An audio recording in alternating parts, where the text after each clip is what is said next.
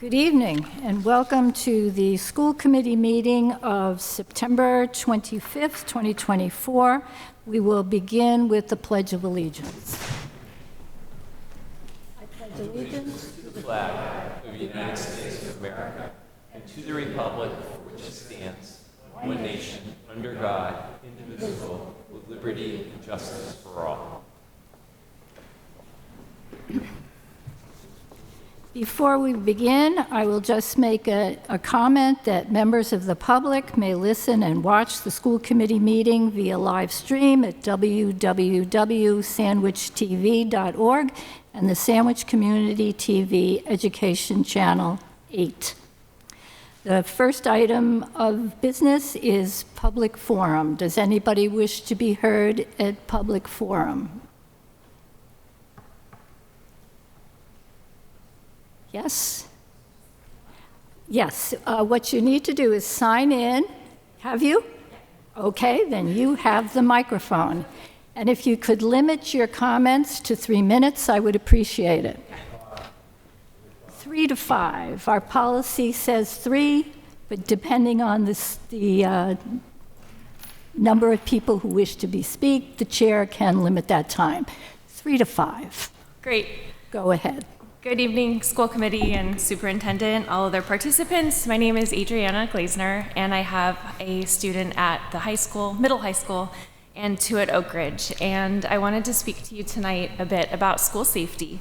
First, I'd really like to thank Dr. Marischek and Principal Nelson for their responses to my private questions and inquiries this week and last. Both of them responded with compassion and the invitation to partner moving forward and continue the conversation. I think my biggest takeaway that I would want to share with the committee and everybody else about those correspondences is that, at least in Sandwich, when it comes to school safety, it's not us parents versus the district, but rather it's us and the district versus the problem. And for me, I really feel that both Joe and Jeannie understand the complexities of the problem and have been, from my perspective, our allies on efforts to make the schools safer.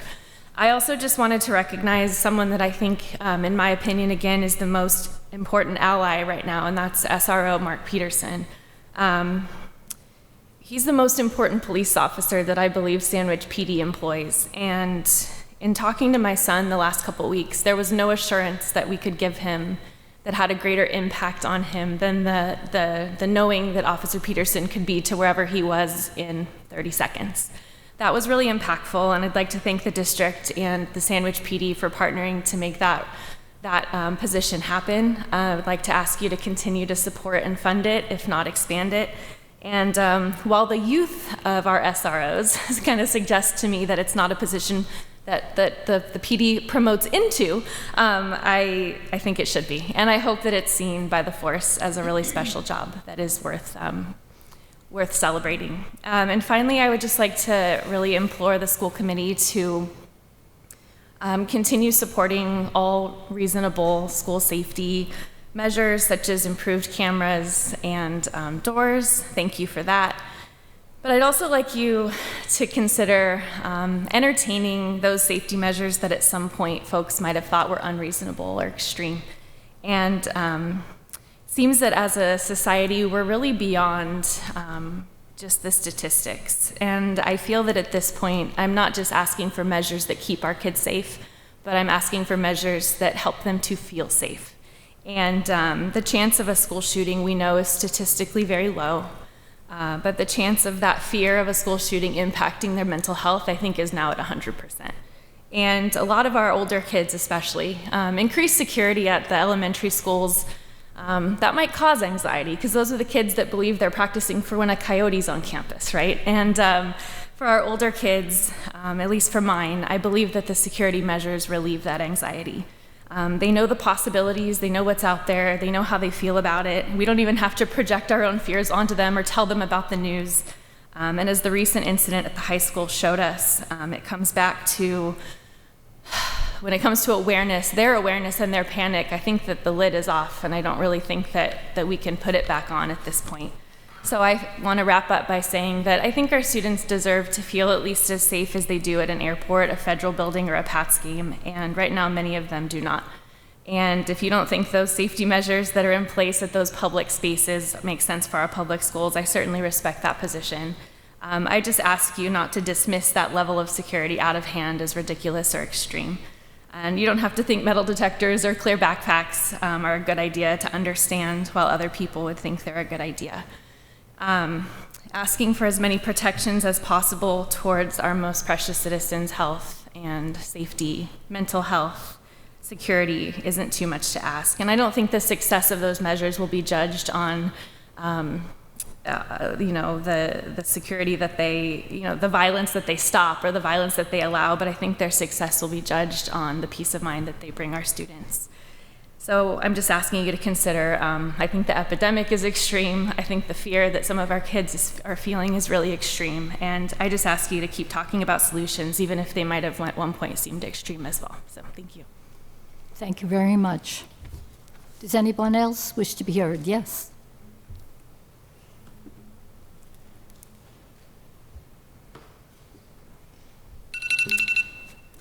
Whoops. Timing. So my name is Lori Marconi, and first of all, I'd like to echo everything that Adriana just said. I believe that to be very factual.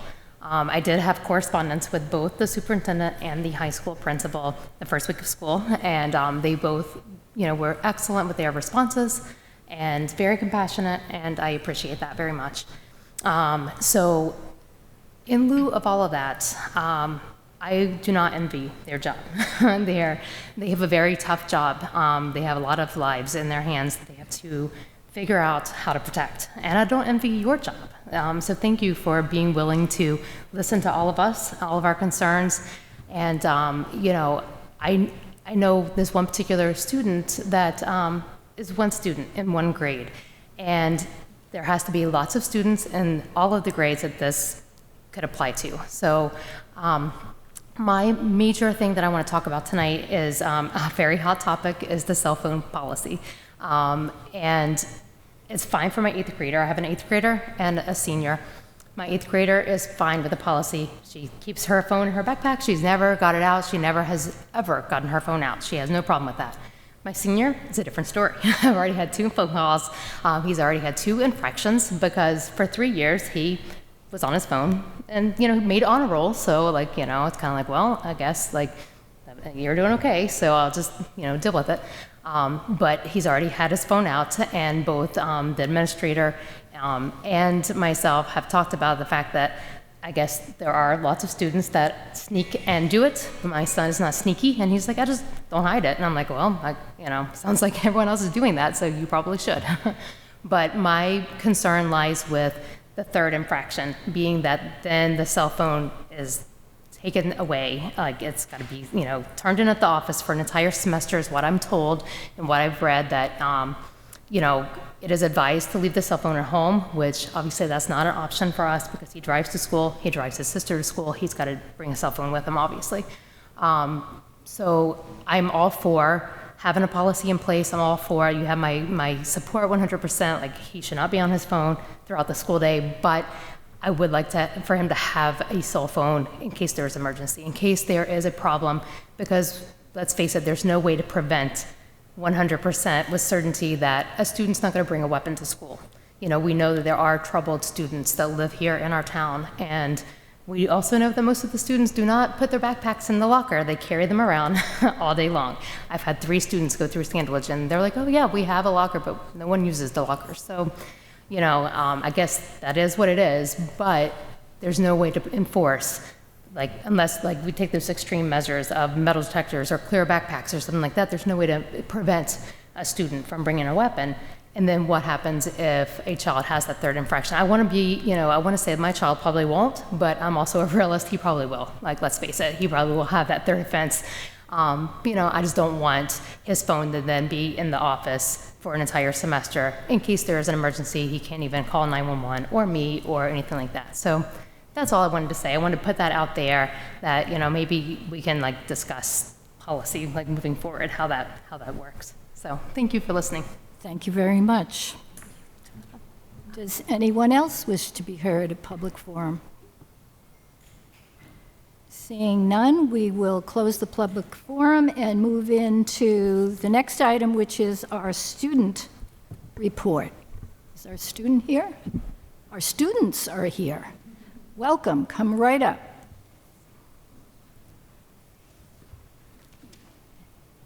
And if you could just introduce yourselves, welcome to our school committee. Jeez.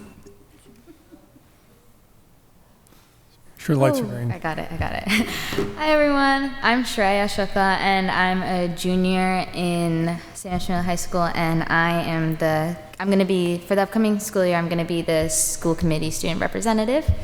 I'm Emma Moynihan. I'm a senior at Sandwich Middle High School, and I'm going to be the alternative representative. Perfect. So we're just going to get into what we have to say about the schools. First of all, we just want to say that it's been such an amazing start of the school year so far. And the only hiccup is there's been a little bit of tears at Oak Ridge, and I think that comes to because a lot of the kids cry when they have to be apart from their parents. But we have noticed lots of smiles. Like, for example, many older siblings would be helping their younger siblings getting around throughout the schools, which has been so nice to see.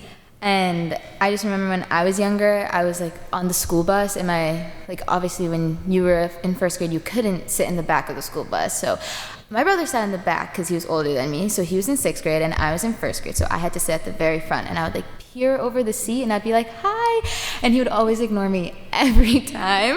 But I think it's so nice to see how so many older siblings are helping their younger ones get around the school, and that the younger siblings are getting more comfortable in Forestdale. And then they also had Picture Day on the 13th, which was so cute to see all of their smiling faces, and they would always, they all wore either a tie and a button-down shirt, or they would wear very formal dress, which is it's like they're dressing up as their future self, which I think is always so cute because they're such small kids wearing such adult grown-up clothing. And now it's so different because in the high school, I think almost everyone wears sweatpants to Picture Day, and I didn't know that the first time we had Picture Day, and I was like, why is no one else dressing up? I was like, oh, it's just me, it's okay.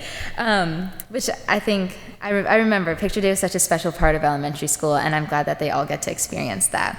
And a huge thanks to the Sandwich Police Department and the fire department, because they came out on Friday.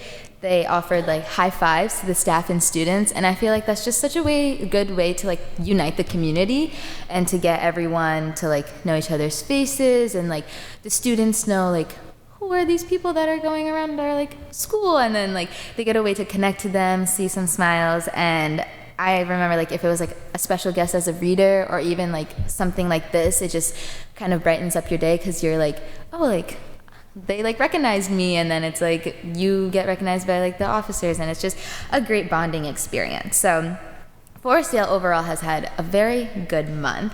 For Oak Ridge, so as you guys know, in the high school we have Lance, and then recently over the summer we got Blue for the middle school, and now at Oak Ridge we have Sandy, who is such an adorable little puppy, and provides such great emotional support if you ever just want to cuddle with the dog, or if you ever just need to see a smiling face, Sandy is always there.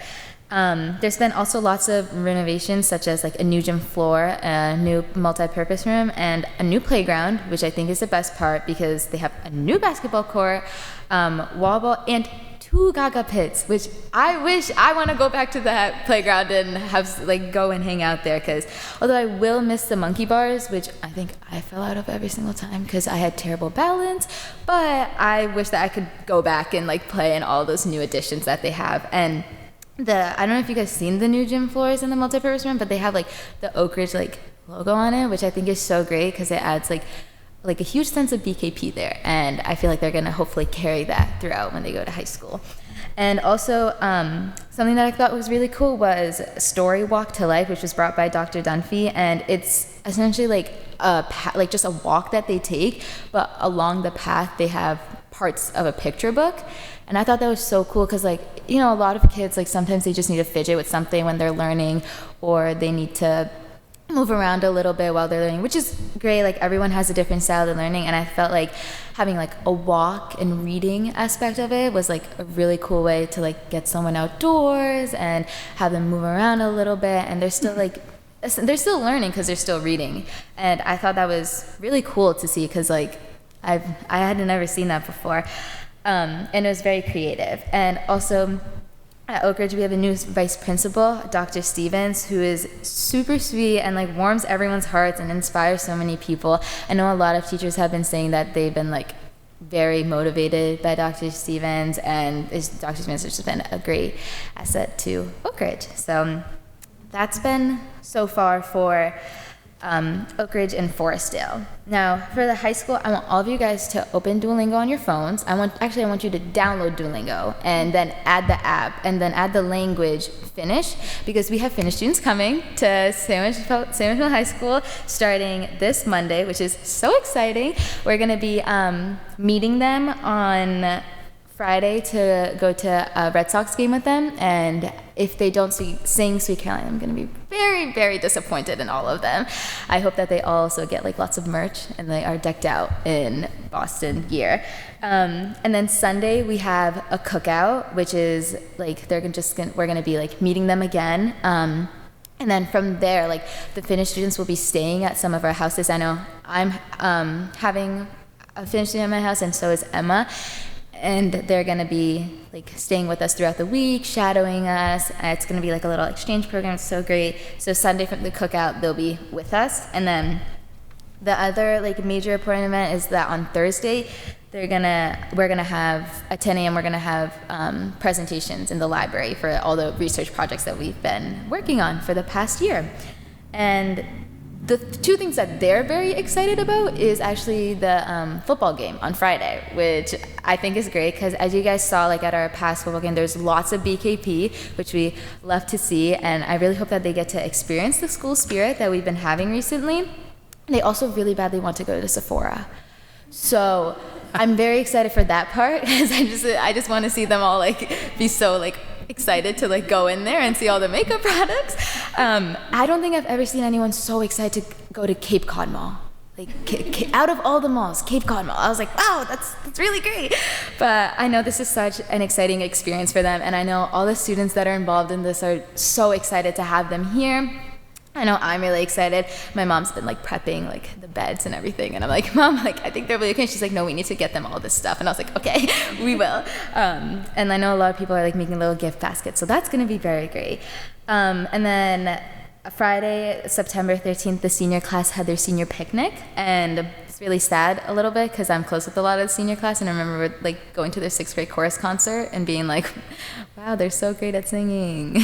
But then it's like really, it's kind of like bittersweet seeing them celebrating all of their like last moments together. And they did like, you know how we do like the 25 or like whatever graduating class they are, they do the picture on the beach, and I was like, wow, we're getting closer to class of 2030 than we are to class of 2019, which blows my mind a little bit. And I'm just very excited to see where all the seniors are going to go after high school. There's also a couple international trips coming up at the high school, such as Canada and Ireland, which I feel like is going to get a lot of students really excited because I know that's something that we've all wanted a lot, to like be able to travel internationally and like have more trips. So I heard that everyone's very excited about that. Then we have 3 new people joining our family there, which is great. We have Mr. Bob Aldridge. He's the new security guard. He makes sure that I don't crash my car every morning and that I park in the correct place, which is really nice. I'm kidding. I drive very safely, guys. Don't worry. But he's very sweet, and he always has like a great smile on his face whenever he's like directing us wherever to go. And we know that like all of our safety is 100%. Like we're very safe with him there. We also have a new receptionist, Miss Julie Meter, and I think she should be voted for Best Smile in the yearbook because she brightens your day when you walk into the school, because like you see her like as the first thing when you see like through their glass doors. It's great. And we also have a new vice principal, Mr. Clarkin, and he's also very sweet, and he's always waving to everyone, making sure that like if anyone's alone or anything, like he's always like reaching out to them. And I think that everyone who's been joining us recently has just been so amazing, and I'm really excited for this new school year, and I can just tell it's going to be great. Thank you guys so much for giving us the opportunity to speak out. If you have any questions, we can answer. Any questions or comments for our students? I just want to say thank you. I appreciate the energy and personal take that you've added to the student report. Makes me feel like I'm in each of the buildings. Thank you. Thank you so much. Anything else? Well, this is the good start to the year, and we look forward to your reports next month. Is it next month? Yeah. Have a great year. Thank you guys. Thank you. Next item is a donation from the Stop and Shop to Sandwich Partnership for Families. Dr. Maruschek? So you do have in your packet a donation form for a donation from our local Stop and Shop. It is a check for $92. It is based upon the sale of 237 community bags highlighting the Sandwich Partnership for Families. May I have a motion? I move that we accept the donation from Stop and Shop for $92 as presented with appreciation. Second? Second. Second by Danielle. Any discussion? All in favor say aye. Aye. Aye. Any opposed? Abstentions? Carries 7-0 with appreciation to Stop and Shop. Getting that down. Working on it. Next item is a follow-up, the 8th grade civics project.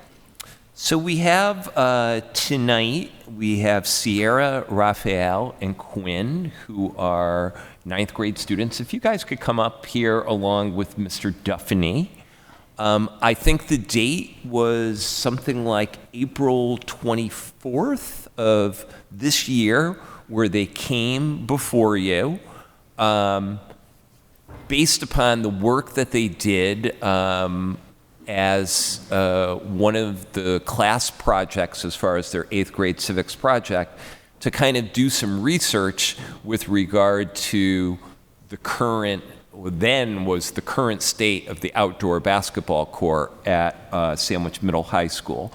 And they had to do a bunch of research. I believe you guys did some surveying of your peers and so on.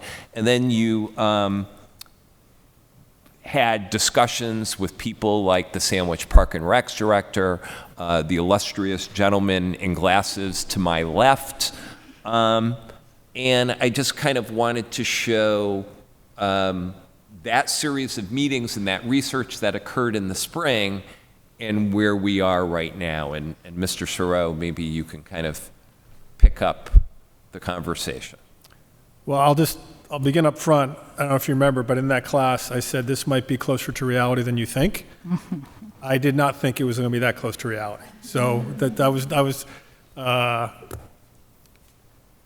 was a pleasure to speak to you all. I think the one, it's a pretty cool court. Every time I've been up to the high school, I see kids playing on it. I won't say every time you raise your voice, you're going to get action that quickly and that nicely with that nice a result, but that should never discourage you from speaking, because sometimes some things take a little bit longer. Fortunately, some things worked out. It was a much milder winter this past year than we expected, as far as the school budget allowed. We spent a little less money on oil than we planned to, so things like this can become a reality. But your advocacy and your voice was absolutely heard to make this happen. So well done on you all.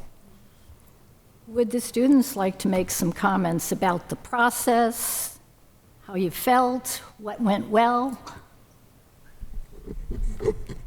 Yeah, so I'm really happy that it turned out well. I remember this summer I was at a softball game and I saw that they were doing construction on it, and I was actually really happy because I didn't think that it was actually going to happen. And I remember after speaking here, I didn't really think that our voices were really going to speak that loud and be able to actually make it happen. And I remember the exact day Sierra texted me and started spamming me that it actually happened, and we got really excited. And we're just like really happy it happened, and we're glad you guys like heard us speak, and we're glad we were able to make it happen. So really appreciate it. Nothing to say. So tell me, you will be the high school graduating class of what year? 2028. Okay. This goes in your class time capsule, or whatever you call it, because this is an incredible gift that you gave your fellow classmates and schoolmates to come. So this is awesome. Yeah. Thank you. Thank you. Thank you. What's next? My question too. What are we working on next? Lights? Do we need Maybe lights? some new turf on like the upper field. Yeah, maybe some Turf. turf. We were definitely brainstorming that last year too. So It wasn't that warm a winter. We I do hear you. have a meeting on Thursday, I'll have you know. But I would like to echo what Mr. Sorot just said. Student voice is extremely important, guys. And I want to thank you guys, your classmates, definitely Mr. Duffany. We need to hear from you. We need to hear what your ideas are for them to become actionable. So I think I speak for all of the entire school committee. Thank you for doing the work, and we greatly appreciate it. we thank you guys so much. Come back, sit with another idea at some point. Yeah. I'll just say again, I mean, the fact that this was able to become reality so quickly is fantastic. Believe me, I was excited as you guys, believe it or not. And every time I walk up there, first time I walked up, I grabbed the basketball from a kid, I took a shot, and then I went on my way. It's great to see kids up there. I'll just say again, like, sometimes things aren't going to always happen this fast. Mm-hmm. Don't let that discourage you, because it doesn't mean you're not heard. Sometimes things take time. The field, we've heard it. I mean, we hear you, and it's on the radar. That might take a little bit longer. That's a lot more complicated. It's a lot more expensive, to be quite honest with you. But it doesn't mean we're not looking forward there. But keep your voice, keep speaking up, because knowing what you're concerned about and what your priorities are helps us make the best informed decisions for you. Because believe it or not, that's why we're here, is for you guys. Okay? Yeah. And Quinn, nice header this afternoon. Thank you. I got another one late in the second half. I had to get to here early, so I missed that one. Anyone else have anything for the students, or questions, or comments? Just going to say what I remembered from your presentation when you talked to us is you talked about it being something that didn't give a sense of pride in the past, right? It was pretty beat up. It was pretty, and it was like a main entrance. All the sports teams drive up to it and have to walk past it. So I hope now that you not only feel proud just as a member of the school, but also of yourselves for making that happen, because I think that's pretty spectacular. Yeah, we definitely feel very like proud walking up to it, and especially when we have practices, just seeing that, seeing people play on it, it's good to see. So It's definitely made me like feel more confident as a student. Yeah. Too, like knowing that like my voice like made a change like in the school. I know I've already spoken twice, and this is my third time and last, but I think this is awesome. But realize there's a lot of needs. There's a lot of competing demands. So yes, there was some funds available where we could do something. It might have been replace a carpet at Forestdale, which Mr. D would want to see happen, and things like that. But your voices were heard, and we said, this is on our front door. This is at the doorstep as people walk in. This is important, and we hear it. So we were able to take all that information in, and the school administration prioritized and made this happen. It doesn't mean there's still not other needs, but that's how this was able to come to be. And just so you know, the court is complete. If you look at the picture, the landscaping around it is not, but that is in the works, so that will be cleaned up in short order. And the whole thing will be complete. But well done to you and your classmates. thank you so much. Thank you. Thank you very much, and have a guys. great year. Thank you. Thank you for letting us like come up and speak. We'll see you on Anytime. we'll see you on the court, Did you make the shot? of course. I'm so All right, next Nothing but item net. is the field trip request for student trip to Yellowstone and Grand Teton National Park. So you have in your packet all of the information. I believe this is the 12th consecutive year. Actually, there probably was a gap there of 2 years during that minor pandemic that we had. But the 12th time that the group, the sixth grade group, has taken the trip to Yellowstone Grand Teton, I'm sorry. I show some of the pictures here that I got from Carly Smith and Kristen McDonald, who really are the heart and soul. You can see who the chaperones of the trip are. The tentative cost is $2,500 per traveler. They do have multiple fundraising opportunities for the trip. As they did this year, because the demand is so great, they do 2 separate trips. Tentatively, they're looking at the first one going off on June 19th to the 25th, and then the second one, June 26th to July 2nd. As I've said and has been discussed, this is a highly successful field trip that really, for many kids, is really life-changing, as the emphasis is self-reflection, community building, and service learning. I'll also make a note from the documents that the ratio is 6 students per adult, so it's a very closely supervised and supported trip. Can I have a motion to approve this field trip? I move that we approve, I move that we approve the Yellowstone trip as presented. Have a second? Second. Any discussion? I'll just say, I've said it in the past, this is my favorite agenda item of the year. This thing is awesome. And they're using the same company before. I think it's fantastic what they do. And I echo that. My daughter went on the trip a million years ago when it was to Grand Canyon. It was well executed. Everyone was provided opportunities for fundraising. It's just a wonderful tradition, a wonderful opportunity, very inclusive, great for kids all around. So I'm glad we continue to provide that opportunity for students. Are we ready for a vote? And it's open to all students of all abilities. Yeah, Good point. Can I have a vote? All in favor? Aye. Aye. 7 yes, no opposed, and no abstentions. It passes unanimously. Next item is to review and act on the meeting minutes of the regular business meeting dated September 11th, 2024. I move that we accept the minutes as presented for our regular business meeting dated September 11th, 2024. Can I have a second? Second by Tracy. Thank you. Any discussion? All in favor? Aye. Aye. Aye. Any opposed? Any abstentions? Passes 700. There's a little inside joke. I have a little problem coordinating the recounting of the votes, but I've been practicing. So. Very proud of you. All right. Correspondence and announcements. Danielle? I have an announcement about Porch Fest at Sandwich Fest, which is being held next Saturday, October 5th. From the Sandwich Fest is 10 to 4. Porch Fest is going to begin at 1 o'clock in downtown in the Village. It's being held by the Sandwich Chamber of Commerce and Sandwich Arts Alliance. It's a free, family-oriented community event. There'll be live music from the Sandwich Community Radio DJs, artisans, over 100 vendors, kid-friendly crafts activities, face painting interactive booths. There'll be a disco doggy parade to Cape Cod Classics car show.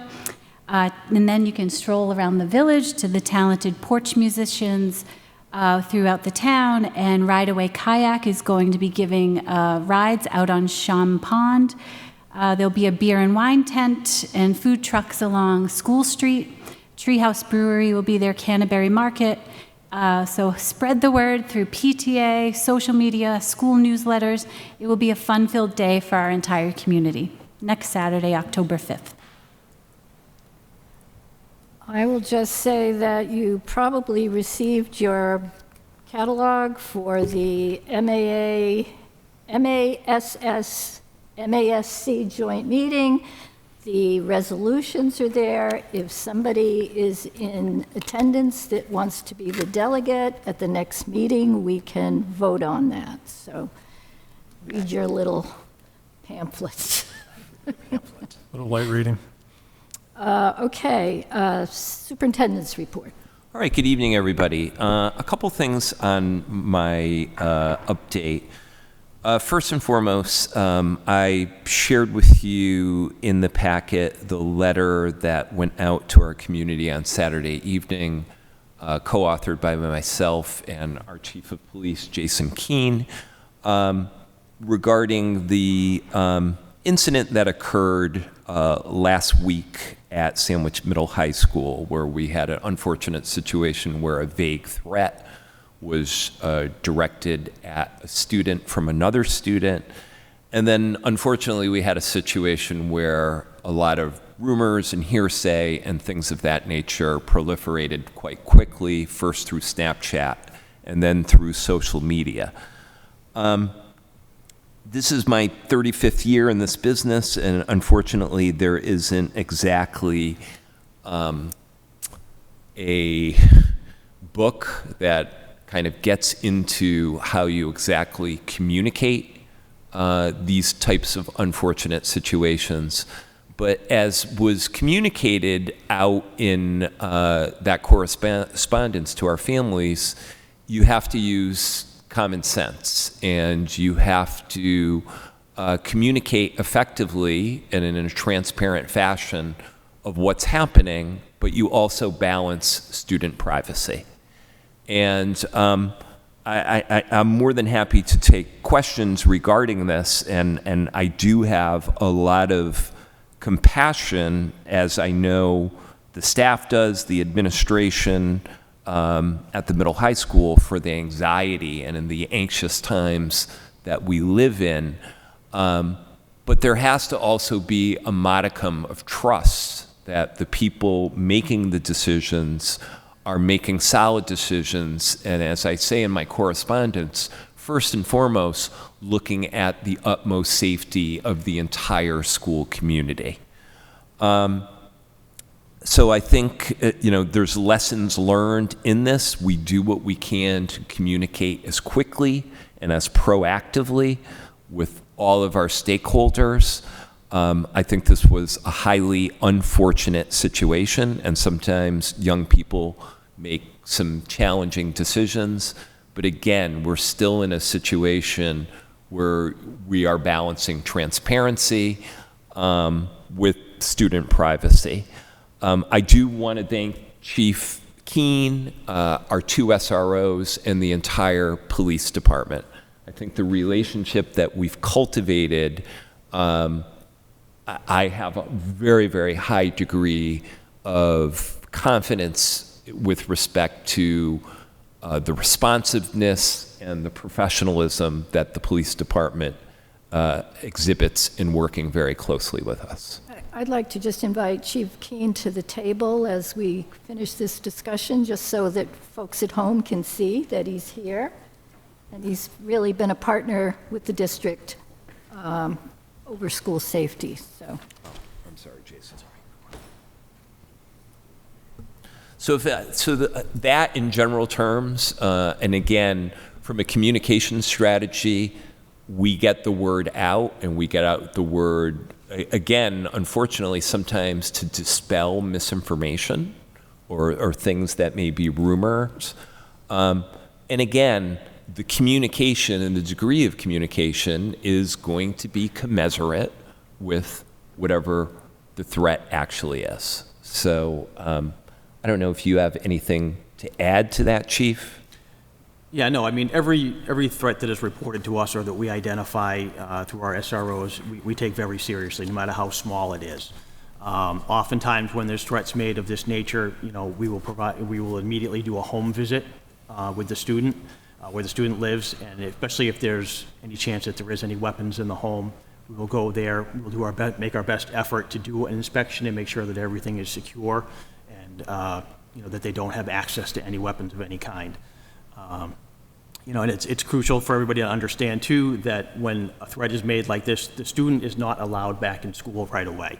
So there's no reason that the kids need to fear anything going into school the next day or the following days afterward, because, you know, generally speaking, that student will not be there. I mean, and that's crucial to everyone's sense of security. It's just that they know that, you know, if there was a problem or something, that it's being dealt with, and that it's now it's been made safe there.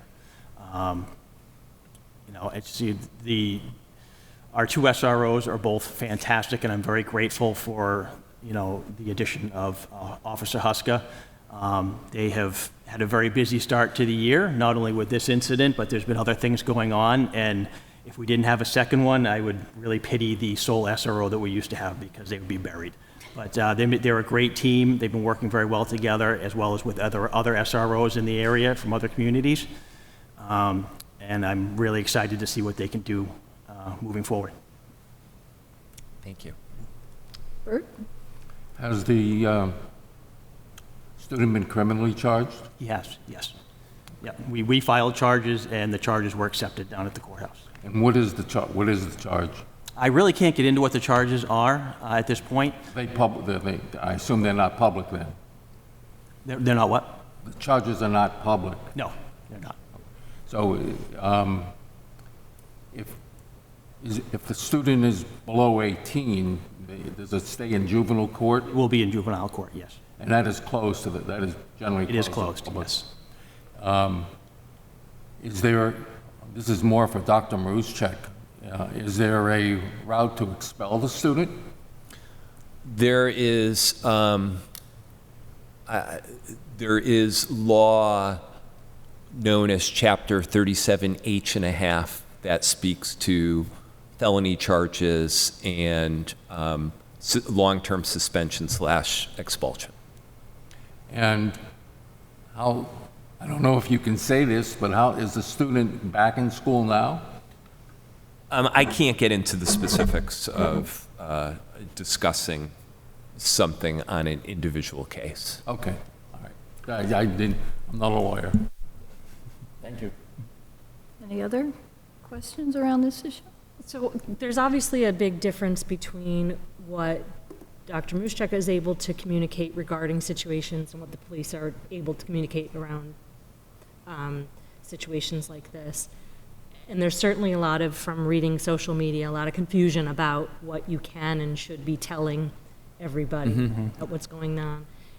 Can you kind of delineate that? You know, what can and can't you say about situations that involve a minor student or a student who might be involved in charges being filed, et cetera, based on age and based on kind of state of the case, where things are. So what is the community entitled to hear about, and what will they not hear about as much as they might want to? I think that's a great question, Christine.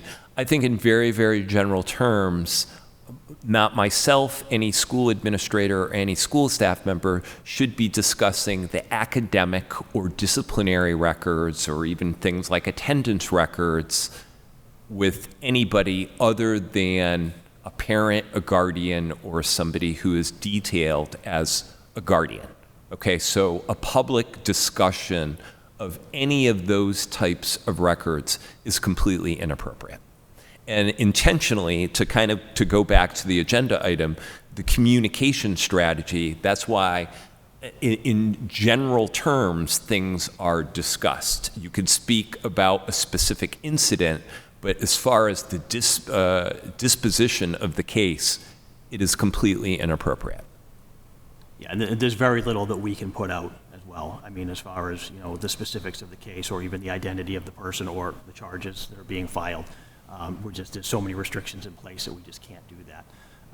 You know, if there's anything of an emergent nature, I mean, we will certainly communicate that and what we're doing, you know, to remedy the situation. But yeah, as far as the identity and the specifics, we really can't get into that. So. Thank you. Kaylee? This is either for Dr. Maruschek or you, Chief Keen. As a community, how can we support these kinds of investigations? What would you recommend as far as how can the community come alongside and help the response from the school and from the police department?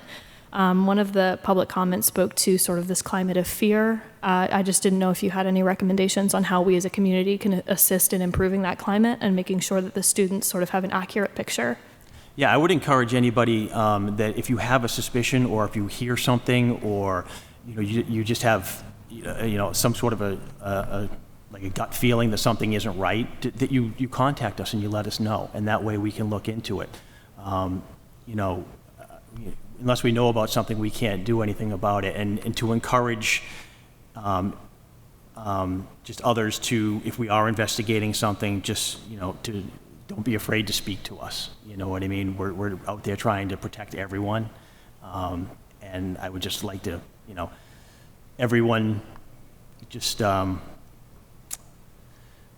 don't know, just feel free to come and report something. The worst thing that would happen is if somebody knows something or hears something, that they don't report it to us and something happens. So. And I think also on the school level, having a discussion, direct discussion with administration of the school. I think at a bare minimum, having a discussion first and foremost through email or even a phone conversation. I think personally the best is face-to-face. Having that direct contact and discussion, and maybe not going to social media as a source of information.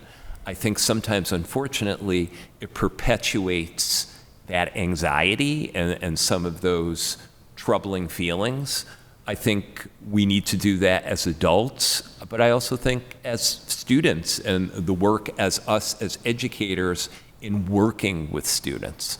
I think to Chief's point, and I believe this was in our letter, we very much do have a culture where kids, I've seen it at every level in all three of our schools, do report something if something is troubling or something is off. But I think continuing those conversations with our families, with our administrators and so on is also critical. Tracy?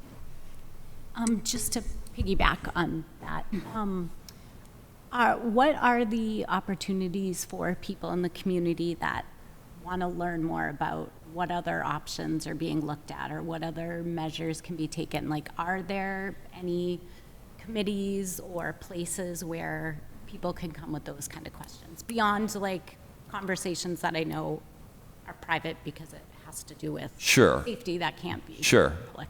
I think one of the things that we can do, and we've talked about over the last couple of months, as far as doing focus groups and outreach groups, I think we could do that same thing around school safety. We do have a school safety team, which we've expanded. We now have 3-4 parent representatives on it. So I think, again, there is good representation with people who are doing some skilled behind-the-scenes type work to further fortify our schools and make them even safer. But I think to get feedback, having those formal mechanisms through face-to-face or even Zoom meetings would be apropos. I think it's crucial that, I'm so sorry. No, Just cut you off. Okay. I'm just trying to get everybody to speak once before we go. I think it's crucial that we have the 2 SROs. That is proven already to be so beneficial, and to have them in the buildings, building relationships with the students, showing that there is somebody they can trust and talk to. I think it's great that we have 2 SROs, so thank you. I wish we had 4. Last word, Bert? What was it? Pardon? Last word? No, I'm just being facetious, Bert. Okay, thank you. Have there been any other similar situations on the Cape like this? Not that I'm aware of. We've been busy focusing on this one. Like I said, has been other issues that they've been involved with that has involved other jurisdictions. It wasn't exactly of this nature, but they've been fairly busy over the last. In general speaking, getting away from this, because I realize we have a limitation as to what we can say. Yeah. What does it take to have a student removed from the school? It would be a felony charge and then a felony conviction. Okay, and the reason I mention this is because the flags tend to, red flags tend to go up slowly, and then they result in something that happened where some teachers, students lost their lives. So, I'm a little concerned about the red flag that has gone up, and and I do have a concern, that you kind of come down pretty hard on something like this, and that's obviously just an opinion, but it's up to you. I think in your thinking aloud that you just did, Bert, that shows the balance that has to occur. And we've heard people say, hey, I don't envy you. You don't have an easy job, to myself and Jeannie. Again, it's a balance. However, I do want to stress, and this was stressed in the correspondence to our family, the thing that is always paramount is the safety of the entire school community. That is the guiding principle that guides all decision making. And I can't emphasize that enough. And I don't want to speak for Chief, but I'm pretty sure Chief feels the same exact way I do. Kevin. First off, thanks, Chief, for being here. Challenging incident, challenging times. There's no, like you say, there's no playbook. Everyone's doing the best that they can. I can understand the anxiety in the public. I share it sometimes. I also deeply respect the privacy concerns. Everything needs to be in a balance. This is a minor child still. Just to kind of explain, just for people's information, as the superintendent talks about, he can't talk about specifics. He can't talk about specifics to us. We know an event happened. None of us knows the name from the superintendent. That'd be a violation of law. They take it seriously. So there have been past events that have come to the public meeting where I learned the child's name at the meeting because I didn't know anything about it. I mean, I knew the circumstances, but not the specifics, because that's not our role. There does need to be a level of trust. And I say this both as a committee member, I'm on that safety and security committee. I'm also have a parent and kid in these schools. And I have trust and faith in the administration and the Sandwich Police Department to do everything to keep our kids safe. And I thank you publicly for it. I thank your SROs for it. I have seen the drills they've gone through. I've seen the planning that happens in these meetings. We don't necessarily normally talk about safety and security in a public forum. We're not going to talk about specifics. It's inappropriate, actually. If we ever did, it's actually by Mass General Law, open meeting law, it is an exception of that we have to do it in executive session because it's about keeping our kids and our staff safe. But I will publicly attest to you that we have a very robust, very engaged safety committee that is thinking about these things on a regular basis and moving forward on a lot of different initiatives to continue to make our schools as safe as they possibly can. I think you've seen evidence of that last year with various exercises, and you'll see that going forward with future exercises that, to be honest, we're leading the Cape on. So I hope folks, I don't expect my comments to eliminate all anxiety. I'm not that naive, but I think people should have faith and trust that we have good people looking after our kids that are really working hard to do as best they can to ensure safety of all. Thanks. I think. My last one, if you can indulge me in my real life, I'm a school psychologist hat for a second. So as the response to what can we do as a community, and I'm going to quote directly from the National Association of School Psychologists' response to working with students in times like this when there are threats made in schools. And the number one thing that parents can do when talking to their children is making sure that they're assuring that their kids that schools are safe places, that our schools work together with local police and fire departments, emergency responders, and hospitals to keep everyone safe, that we all play a role in school safety. Be observant, let an adult know if you see something or hear something, which we already said, that there's a difference between reporting and tattling or gossiping, making sure that they're not encouraging the spreading of rumors or speculation. And then ensuring them that there's no absolute guarantee that something bad will never happen, but it's important to understand the difference between the possibility of something happening and the probability that it will affect you in your school. Engaging kids in things like learning and sharing meditation skills, seeking help from an adult when they see a peer that's struggling, or if they're struggling themselves with anger, depression, or other emotions that they can't control. So there's a lot we can do as families not to perpetuate the angst and the fear that our kids are living through, and it's kind of a community effort. And I would just close by reiterating that social media is not the first stop to get correct, accurate information. And the more parents and other concerned citizens can model that behavior is an excellent model for the young people as well, because they're watching. Thank you, Chief. Sure. Thank you. Thank you, Jason. Thanks. Thanks, Chief.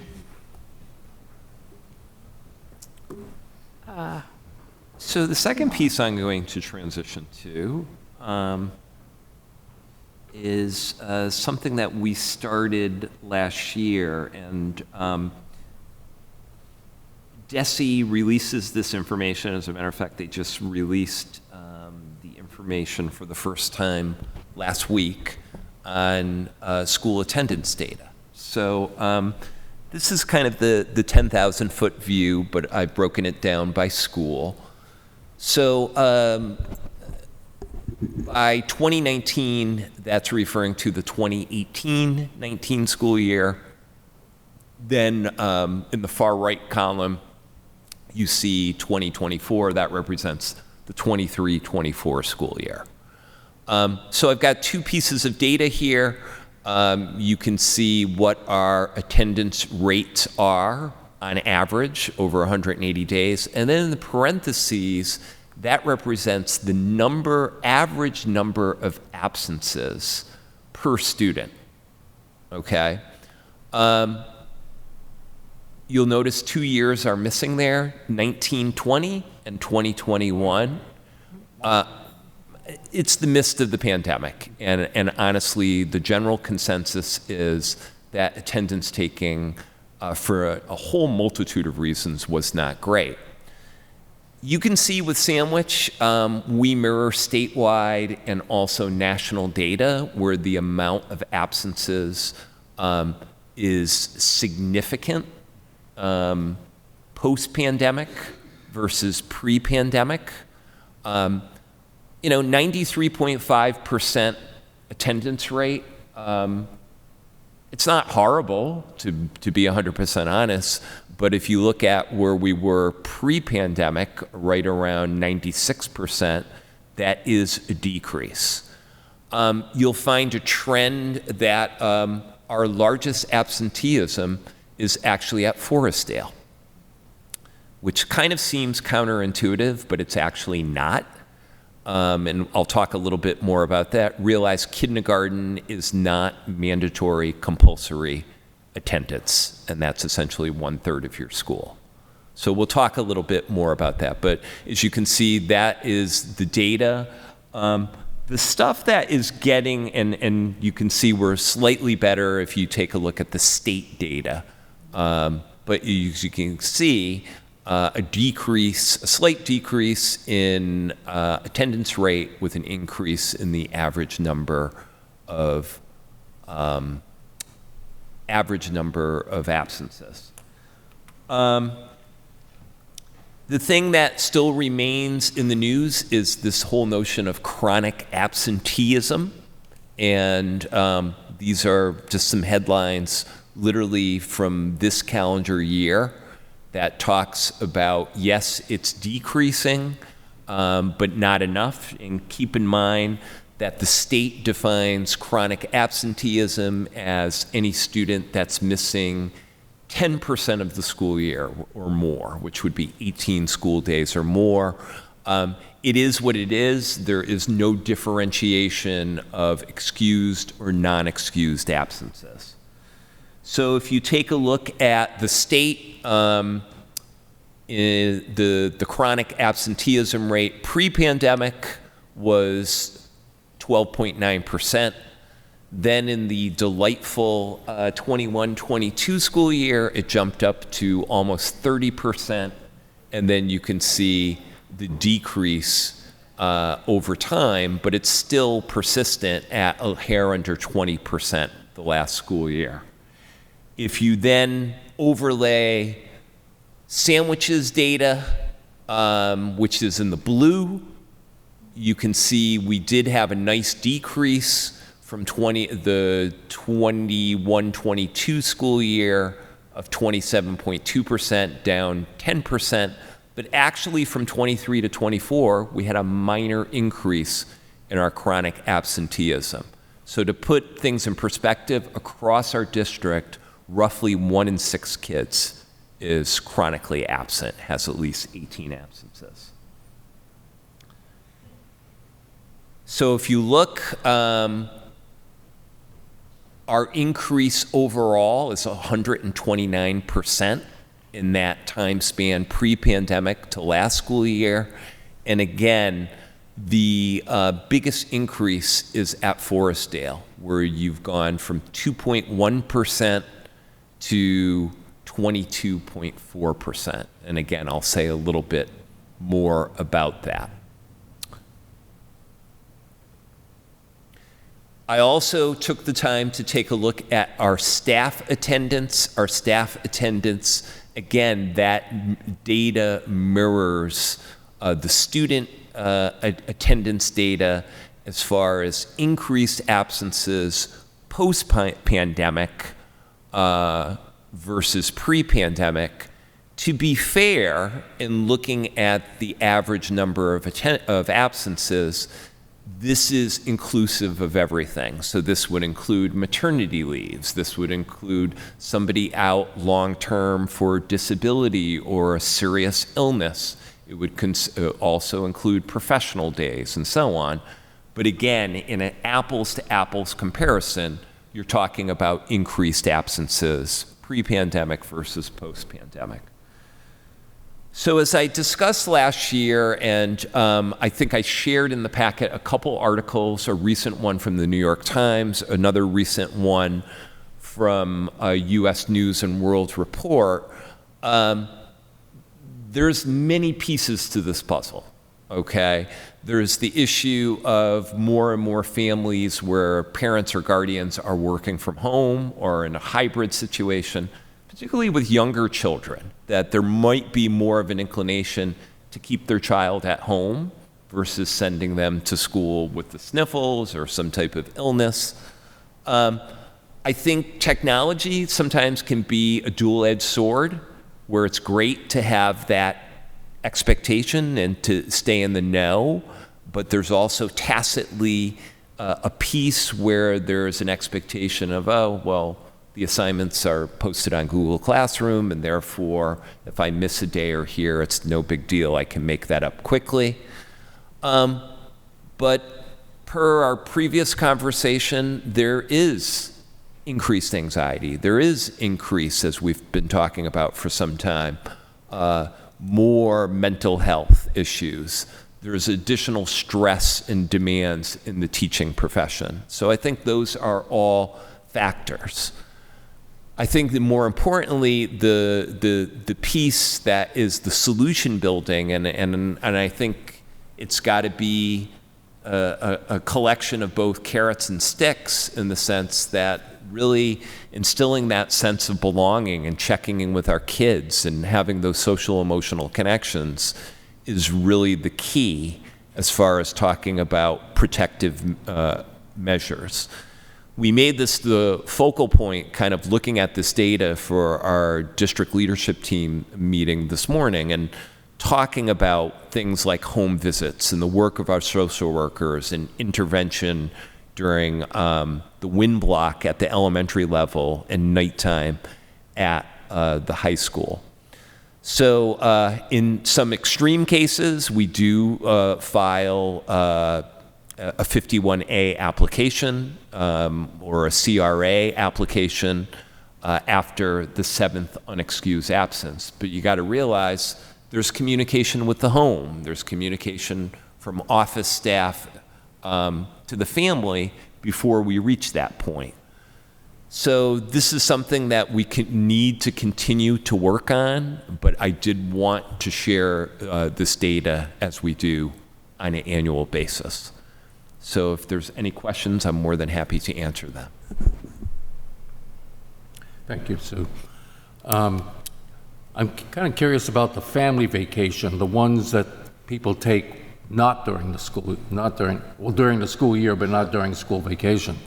Do those absences count against, is that part of the 18? Correct, it is. Okay, and is the teacher required to give them lessons for things that they missed?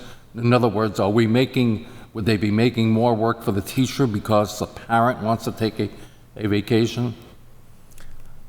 I think that's certainly one way to look at it, the way you phrased it. I think our teachers work with our students and work with their families. I think our principals and our administrative team do everything in their power to communicate, to dissuade families from taking vacations during school time. However, it still happens. But are teachers, are they required to give plans, or I shouldn't say, work to do on the vacation, or? I think in most cases, that's exactly what they do, because they don't want to see their students fall behind. They want to work in the best interest of the students, but they're not required to, correct? Correct. Can you talk about the difference, if there is any difference, and I don't think there is in this data, but in general, between an excused and unexcused absence? So an excused absence would be something, a medical note, but realize too, there is very much a common sense approach when a parent calls in and says, hey, I want to tell you Abby is going to be out today. She's not feeling well and so on. That would be an excused absence. But excused absences are still absences, and they're Correct. still reported. When we're talking about this state reporting, there is no differentiation between excused and unexcused. And is there any difference in the day-to-day workings of the school between an excused and an unexcused absence, or just the way it's recorded? No, the way it's essentially just the way it's reported internally. Yeah. You might be concerned if you have a student who's out frequently, but the parent's never calling to let you know that, you're never Correct. getting any documentation, but it doesn't necessarily mean like Abby had 3 doctor's appointments in a row, she doesn't have to take the test or anything like that. Correct. Correct. Work, it doesn't. Sure. I mean, I think the concern, and looking at this, again, the 64,000-foot view, when students are not in school, they're missing valuable content. And it was just released yesterday, and I know how excited you will be on October 23rd for the annual MCAS presentation. Please hold back your enthusiasm. But the state released all of that data yesterday, and they've been intentionally showing the performance of students that are chronically absent versus those who are not, and it's literally something like 30 percentage points difference in proficiency rates. That was going to be my question. So you have that data? We do. Do you have it beyond MCAS, or is it? Right now, just MCAS. Can you just kick in on the law and when home instruction kicks in? If a student has a serious medical situation and requires X number of days out of school,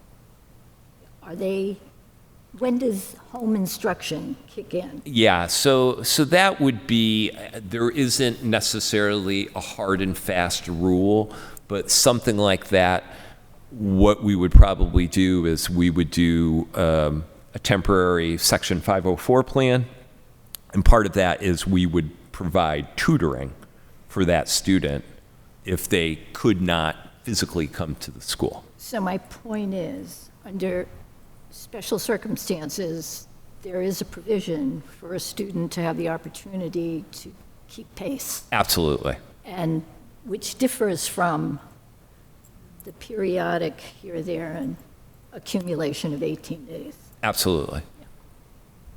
I just wanted to clarify. So what did you said earlier is after 7 days, if a student has 7 absences, is that when the school would reach out and notify them? Did I hear you correctly? 7 unexcused absences. Unexcused. Yeah.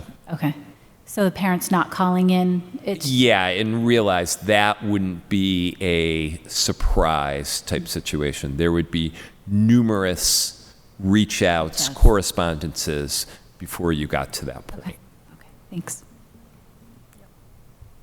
And from a college student perspective, what we know from the research is when a student doesn't show up to class, there's probably something connected to that.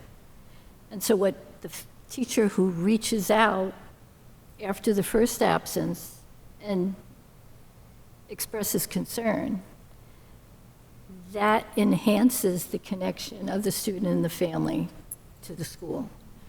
And so we don't just wait for 7 days, it's 7 days and we'll call. My sense is teachers reach out very soon after that first absence. As does the school administration. Thank you.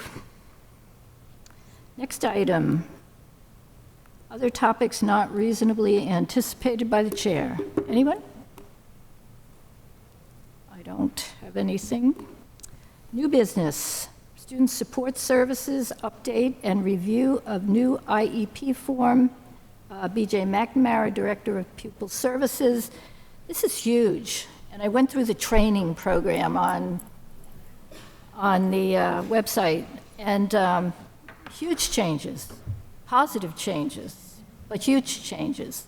So we look forward to this presentation. Sure. So thank you very much for inviting me here tonight. So as you just mentioned, some large changes regarding the new IEP form. So just very quickly, I'll talk a little bit about the history of the IEP form very, very briefly. I'm not going to go into a lengthy soliloquy on that. And then we'll talk about the expectation from the Department of Elementary and Secondary Education when they were putting this together as far as the creation of this new form. I will refer to them as DESE from this point on. And then I'll talk about a few of the changes, and I'll try to address some of the concerns that I've already heard from a few parents. And then DESE has provided some tips for parents so that they can be the most prepared for those IEP meetings. It does say questions at the end, but ask me questions anytime that you have one. So this is the first major overhaul of the IEP form in 21 years. That is a long time to be using the same document. There have been some slight modifications from here or there. The consent form, for example, they built in a response for parents to be able to indicate to us how they wanted those reports sent to them 48 hours before the IEP meeting. But other than those tweaks, the form has stayed pretty consistent for that length of time. With this change, the focus is really improving that student and parent voice. So we talked about that earlier as far as the civics project and how important student voice is. We are developing that IEP, and if we know what the strengths and interests and the cultural factors that are important to the family, if we know that at the onset of the development, then we can make that IEP an individualized education plan. We can target it to that student for that student's success. So that's a major shift from our way of thinking. Previously, it was challenged focused. So let's find every deficit that the student may qualify for services, and let's provide skills toward those deficits. And although that is still necessary, you're missing a huge potential to really reach the student where they are. So if we know, for example, that students are interested in a particular cultural factor, or if they're interested in a particular activity, then we can use that information to help encourage them be participants of their school environment. And that just increases learning by leaps and bounds. So that was one of the main focus areas from DESE. The other thing was the order of importance, and I've already talked a little bit about it as far as the student vision. But we have this form, and it's not required all the time, but it's called the transition planning form, and you'll see it listed there on the third bullet point. That is for any student who is going to be 14 at the time of the IEP meeting or 14 during the school year. And we need to encourage them to attend that IEP meeting so they can have some voice for us.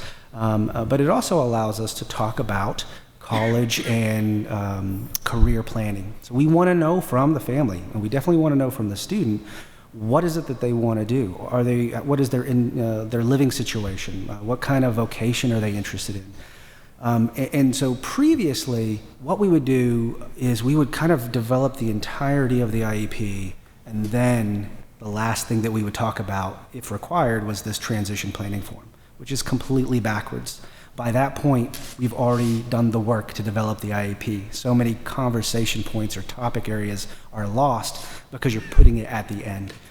So what they did was, it is still optional up until 14. It can be used at any time, but they really shifted that to being at the very onset of the IEP. So a good IEP team meeting, they are addressing that information and gathering that information before you start to develop the IEP. So kind of that order of importance and that renewed focus on that transition planning form. As far as new, so the very top of this list, it says the overall IEP process is unchanged, and that's accurate. This change of the form is not coming about because of a new law or a new regulation from federal government or state of Massachusetts. This was done to improve the quality of programming that we're providing. The only real new sections are the multi-language learners or the English language learners. So in the past, there would be a checkbox where we could indicate whether they were an English language learner, but now it breaks it down and it requires more information. We as an IEP team need to know, what are the access scores of that student? What is the plan for instruction for those students? We want to have that vibrant conversation with the English language teacher as well at the IEP meeting to make sure that we are directing that instruction to where it needs to go. Sometimes it needs to be more English language, sometimes it needs to be more specialized instruction, but we really, if we don't have that data point to talk about at the IEP meeting, there's many conversations that are going to be overlooked. And then the moving of sections. So they've taken the autism questions. These are questions that are required for the district to consider when a student has that as one of their educational categories. And instead of it being one lump, just hit these 7 to 8 questions, they scatter them out throughout the IEP now. So you'll see that the form of the IEP really focuses on an academic section, and then a social emotional section, and then there's a communication section. And after each one of those, after you've talked about those topic areas, then it's fresh in your mind and you can answer the specific autism question that might be related to that section. So I think it was a wise move, and I think it's prudent for our students to make sure that we are identifying their appropriate needs and that we are developing the IEP based off of those needs. The other big section that you'll see is kind of evaporated a little bit. We used to have this section pretty close to the front of the IEP, and it's called the Key Evaluation and Summary Findings. And if you're a school psychologist, you know this section well. Related service providers, anyone who's doing an evaluation, what we would do is we would take a summary of our findings and we would kind of dump it all there. And dump it is not probably a great word, but that's kind of where we will summarize all that information. And the state really looked at that and said, this is really not helpful for us. So as I mentioned, we broke down the IEP into that academic, social-emotional communication. So now what they've asked us to do is to really summarize the results of those evaluations and put them in the appropriate areas. So instead of just putting all of my information in one area, I'm kind of spreading it out. The other message that I received is that they really don't want to see any tables in the IEP. They don't really want to see you copying the psychometric results and then pasting it in the IEP. If anybody needs to see that report, it's easily accessible. They want you to go and look at that report and read that report. They don't want to see a lot of copy and pasting. They really don't want to see dropping a bunch of numbers that may not be well understood by a lot of people. When we're looking at standard scores or percentile ranks, those can be a little bit challenging to really interpret. For example, when I mentioned this over the summer with the IEP work group, the standard score of most of our evaluations are an average of 100 plus or minus 15. So that all makes a lot of sense to us. So we can say, all right, so anything that's 85 to 115 standard score is solidly in the average range. That's good. We want to know that that skill set or that cognitive ability is right where it needs to be. The percentile ranking that matches up with those numbers are 16th percentile to 84th percentile. That's average range. So many times we'll have people look at these numbers and say, oh, 20 percentile, that's so low. It is actually not. You are solidly in the average range. And I know that's hard to kind of wrap our brains around. And there's some people that have that information. So what I've encouraged my staff to do is really drop the tables and the numbers, and let's talk qualitatively about what it is that we're seeing. If you want to say that the student is below average or has a deficit in this area, then by all means write that down. But the numbers can get confusing very quickly, even with our own staff. If you are not specifically trained for that, you can easily go down a rabbit hole misinterpreting these numbers. So we don't have that evaluation summary page anymore. So as I mentioned, DESE wants to improve the outcomes of students, and so the main goal areas, I've already talked about a few of these, really want to engage with students and parents in the process. One of the things they talk about is student voice, even as young as 3 years old.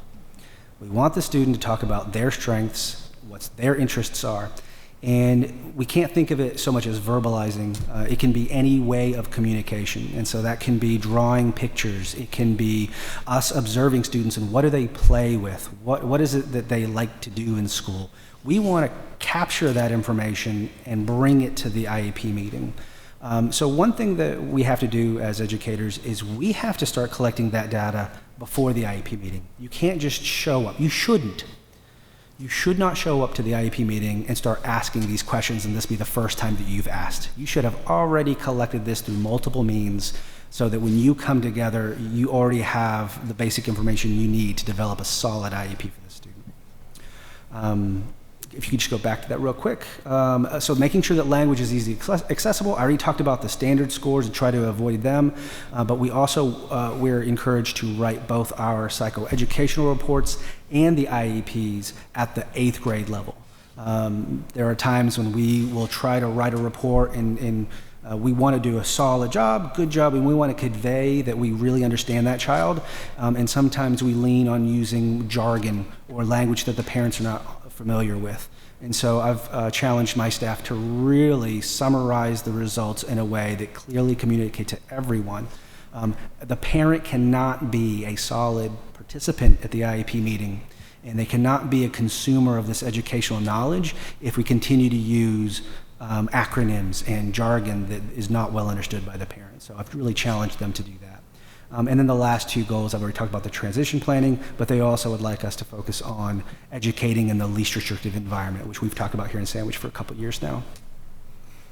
This is a handy little chart provided to us by Alan Bloom. He gave us permission to use this. So this compares our 2001 IEP form. That's the last time it was developed. And just very quickly, the first thing you'll see is 8 pages have turned into 16 pages. And you might say, well, BJ, how is that possible? You just said the laws didn't change, and you just said that there's not a lot of new information. We saw that a couple slides ago. And the way that I'll answer that is the state has really broken down questions that were previously allowed to be answered in a paragraph. So for example, it might ask you, what is the vision of you and your child? And it asks you 3 questions. But the staff previously were able to just kind of put it all together in a paragraph. We found that many times we miss responding to each one of those questions. We may answer to the first and the third, but not the second. So what they've done is they've broken it down, and they have required, the new IEP system will not let us save the page unless we have answered every required bit. which is a good thing. It is making sure that we are more thorough with our IEPs. The downside is when you go to sign your IEP, you're going to look at it and say, "What? This is twice as large as what it used to be." That's accurate. It's just it broke down the sections a little bit more finite than it has in the past. They've reworded a few things. So instead of parent and student concerns, you'll see that they now word it student and parent concerns, giving that voice back to the student because it is the student's IEP. We are all advocates of that student, but this IEP belongs to that student. As I mentioned, the student strengths and key evaluation summary is now kind of distributed a little bit, and the transition planning form, instead of it being separate, is included. The accommodations modifications, you would previously find that on 2 separate pages. That was a little bit confusing. What a lot of districts were doing was they would copy the accommodations from one page and paste them on the second, and they've kind of eliminated that by making a dedicated page. Instead of looking for, when you're looking at your IEP goals, instead of looking at the current performance level, they're renaming that baseline because it's all about data. Are we making IEP goals that are based off of the data? Goals and objectives has now changed goals with specific requirements. And here's another interesting, just the phraseology has just changed. Non-participation justification. So on the IEP, anytime that we're indicating that a student must be educated only with other students who have IEPs, we have to justify that. But they've changed the language. So now that field is called participation in general education. So the expectation is your child is educated in the general education. That's that least restricted environment we were talking about. And if you're not going to do that, we are charged with providing justification for that. Why are we doing that? What data are we looking at? We previously had one service delivery grid page, and if you did have summer services, it'd be at the bottom, or it'd be kind of mixed around. That was awfully confusing. That was very awfully confusing for our ESY coordinator. Now we have 2 separate grids. We have a school year and an ESY, and I'm hopeful that's going to clear up a lot. But some parents might be confused as to why there's a second delivery page. And there was a PLEP A and a PLEP B, and now we have 4 present levels pages. They don't want us to use an acronym. So this is just a visual, so you can see there's that vision statement with all the questions and all the different components to the vision statement. And so on the new form, they've really broken it down. They've also made it age specific. So you're looking at the student's age, and it's asking you, it's prompting you to fill out a different form to try to make it more specific and more usable for the IEP team. This is a screenshot of the accommodations and modifications. We've been doing this in Sandwich for a while. We have gone from just having a general list, and we've been asking our staff members to kind of divide this into the 4 categories that you see above, if it's an accommodation. The state has gone one step further. Not only do they want to see these categories, but they want to see exactly in which environment these accommodations are going to be used. The bottom list looks exactly the same. The columns are slightly different. This is modifications. So anytime that we are significantly changing our expectations for a student who has an IEP, that needs to be in here. If we are providing any type of related services, speech language services, occupational therapy, or fine motor, then that needs to be included on this section. And I think that's always been the way it is. It's always been the expectation, but now the layout just looks a little bit more different, and we're really honing in on filling these out with fidelity. And this goes back to that student team and vision page, and it shows that what the breakdown is on ages. So if you're age 3 to 13, they're looking at what do you want to learn? Or by the end of the year, what do you want to have learned? And for students who are at that transition planning age, we want to focus on what are their education plans? Do they want to have a vocation that they want to aim toward? Do they want to have a driver's license? Do they want to live independently? What does life look like after high school? Because that's really what our focal point should be as we're developing that IEP. A lot of opportunity for the students, the parents, and the opportunity for the team to respond to what the students and the parents have already indicated as what their vision and concerns are. So that part of the presentation was about the IEP. So we have kind of taken it a step further in Sandwich if you are going to be going to an initial evaluation or a 3-year reevaluation in Sandwich this year, you will see that our meeting notes, or the way that we facilitate and format the meeting, is actually going to match the IEP. So we've broke it down into strengths and challenges. So this is critical for you to understand kind of what we're doing and why we're doing it.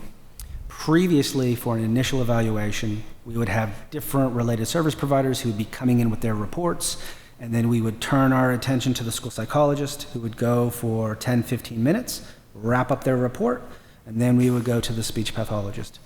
So what we want to do is have more of a vibrant conversation. So just as the IEP has these strengths and these challenges in these 4 areas, we will be, the first thing that we're talking about are what are the students' strengths, what are their interests, what are their beliefs, what do we need to know in order to provide the best education for them. And it's a round robin. It's whoever has information is going to be able to share that information. We're hoping that that will lead to a better IEP. We're hoping that the teacher says, you know, I really found that Max loves math. And then the school psychologist chimes in and says, oh, that's great. That's exactly what my testing found. Or I'm a little surprised that he really likes math because his profile would show me that he would struggle with this. Oh, well, now that you mention it, he does great with math, but he doesn't do very well with word problems. That's a vibrant discussion that now we're invested, we're all turned on at the same time to make sure that we're actively problem solving for this child. We don't want to get in the habit of giving our report and then kind of turning off our brain and sitting back. We want to be engaged. We want that IEP time to be fruitful. We don't have a great deal of time. We want to use it well. So we're starting off with our strengths. We tried this. We piloted it last year at the Sandwich Middle High School. And right off the bat, you know, we had that kind of push toward a deficit model of thinking. And we had to stop and say, we'll get there. But right now, what does Johnny do really well? And that is kind of rewiring the way that we think about the development of the IEP that we're putting together. So that could be a little bit different. We also want to make sure that parents completely understand why we're doing what we're doing and for them to provide feedback. So I'm working with Mr. Harper to put in a QR code to make sure that when parents get their meeting notes or get their N1s after the IEP, there's going to be a little QR code so they can scan it and tell us, how did that meeting go? Were you prepared? What would you need to know moving forward? We want more feedback to know what can we do better, and that's kind of an area that we really haven't tapped into in the past. So I'm excited for this change of thinking and this change of kind of the meeting format and the IEP, and we're hoping that we're addressing this challenge to the best that we can. So Desi did come in and talk about, once again, what are the recommendations for you. If you're going to come to the IEP meeting, we talked a lot about that student voice. So bring notes. What do they play with? What do they spend time doing? What do they like talking about? All those are really helpful for us. What are the challenges that the student is having? For older students, what's going well with our IEP services and what's not going well? Many times we have parents who will show up to the IEP meeting and they view our staff as experts, which they are, but parents can bring just so much information about what's working and what's not working. And if we don't know about that, there's really not a whole lot that we can do. If we could tweak a schedule, or if we could adjust a service in such a way where we could get more bang for our buck, we're open to that discussion. We want to make sure that we're doing that. Student participation. So we want students to attend. Obviously, that's not appropriate for every one of our students, but we want participation. So it could be that your son or daughter should attend the entire meeting. It could be that we want to bring them in at the last 5-10 minutes as we summarize. Or they can help start off that meeting to talk about that vision statement, and then they can leave if they'd like. Or if you want us to make a promise that we won't ask any questions for your child, right? So they're at the IEP meeting and they're going to sit and we're going to talk so they can hear everything that we're talking about, but we promise not to ask any questions. We're happy to do that. If your student is not participating in person, then could they provide a written statement? If they're a young child, once again, can we do a little bit of research on what is it that they would like to tell the team? The quality of the IEP, so please look over previous IEPs that you've had. If you see something that doesn't make sense, come to the IEP meeting, ask questions, challenge us if we use jargon. We want your input, we want your participation, and so if we're using language that doesn't make a lot of sense to you, then ask us to rephrase what we're saying. All right, I think this is the last slide. So for accessing the supports in schools, we already talked about this a little bit. So what skills are needed to participate in the meeting? You can tap into us, right? So we have department heads, special ed department heads, we have guidance counselors, we have school psychologists, we have social workers, we have fantastic special education teachers. And if we want a student to participate in the IEP meeting, but they don't have those skill sets or they're a little bit worried, we can give them scripting language. We can describe to them what the IEP is going to look like. We can do a demo IEP meeting or a practice IEP meeting so they can see the office space. They don't go into that conference room a lot during the school day. So if you need us to practice, we are team players. We are there for you. Please reach out to any one of our staff members and we're happy to have a conversation. If we need to teach a certain skill set to that child so they can participate, those are self-advocacy skills that will not only serve them well in the IEP meeting, it'll serve them in life. The post-secondary transition, so at 14, so what skills are needed for your child to live independently or to live as independently as they can, participate in the community. Do they need help accessing the bus schedule? Do they need help being trained how to ask a friend to go watch a movie? Those are those life skills that will increase the quality of life for our students. So if you know of some as a parent, please bring that to the IEP meeting with you. And then updates on outside agencies. Once again, we're a team player. So if your child or you are using DCF, DMH, Commission of the Blind, Commission of the Hard of Hearing, if you're using any of those state agencies, we'd love to know about that. We would love to invite them. They can help us with the IEP meeting. We can make recommendations that will help their servicing and their service planning outside of the IEP meeting. And then we also have that Chapter 68 referral. So just keep in mind that if your child is going to be graduating in a year or two, or if they're going to be aging out, so when they turn 22, if we think that that child is going to be accessing state agency services after they leave us, we really need to put in that application 1 to 2 years before they leave us, because if we don't, the funding source won't be there. That doesn't mean they won't get services, but they won't have those services dedicated to them. So it's called a Chapter 688 or a Turning 22 application. That's in the IEP. If you look at it, you'll see it, and that should absolutely be a point of conversation for us as well. That was a lot of information. I love this topic, so I speak a little bit quickly. But if you have any questions or recommendations for me, I'm all ears. I have one. Thank you, BJ. Yeah, you're welcome. For presenting this tonight. I think by making it a strength-based document, it could set the tone of how the meeting is going to flow in a more positive manner. I think I'm excited to see how this unveils. One thing I was wondering about, the tips from DESE you said for parents and families, is there a way you could add that to the link of that to the bottom of the invite to the IEP meeting, so parents may be able to access that prior to the meeting, just to give them a little. Absolutely. I think it's a 4-page document from DESE that I can link. I've been hesitant to do that because it's just a lot of reading. I've kind of summarized and stolen from them, so what I'll probably do is present both of those. So if they want the quick view of it, then they can click on one, and if they want to see the whole document, they can. That's a great idea. I think any extra information. And are the meetings virtual or in person this year for IEPs? They are whatever is most convenient for the parents. I know that some of our staff are encouraging parents to be there in person. They feel like the conversation's more vibrant, but also parents have work schedules and they've taken advantage of that 45, 50 minutes to be able to do a meeting virtually. And so for me, it's at your leisure. Whatever you want to do, we will accommodate for you. Thank you. Any other questions? Just a comment. That was awesome. Oh, thanks. So much great information. And it's really nice to hear, in your opinion, that these are really great improvements, which is wonderful. And to just point out, using that QR survey is a great example of some of the things that have been happening with gathering data. So great. Yes. Thank you. Thank you. Anything else? I love the emphasis on putting the student up front and capturing that voice in however the student best can express themselves. So that's great. Excellent. Thank you. You're welcome. Thank you, guys. Thank you.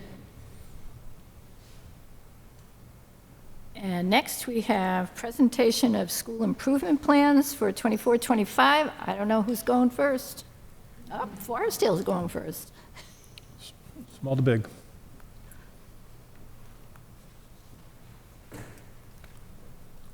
Or principal-wise, very dismal. All right. Good evening, everyone.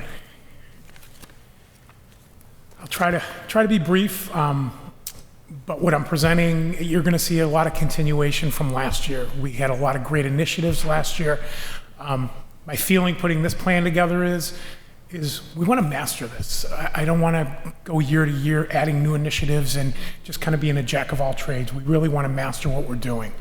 So, and then you'll see a common theme of data analysis. A lot of the decisions staff are making, they're going to be analyzing data and making informed decisions for instruction. So the first part of the plan is engaged learning. So we're going to continue implementation of the iReady math curriculum. So this year is the first year for kindergarten and grade 2, but last year in grade 1 we piloted iReady math. We learned a lot through that pilot, and that helped us really prepare, especially at the end of last year, preparing kindergarten and grade 2 teachers for implementation this year. We're implementing UFly phonics into our ARC phonics. We found going through it in our second year in ARC, there's some weaknesses in our phonics program with ARC. So UFly is University of Florida Literacy Institute. So we're implementing that, and we feel we're going to be able to use our instructional coaches to help teachers just kind of install that piece into the ARC program. Year 2, as I talked about, of implementation of ARC core literacy. We're continuing working with teachers on monitoring data. A big piece of ARC and School Pace is the data piece. So instructional meetings with our teachers and coaches happen weekly, looking at data.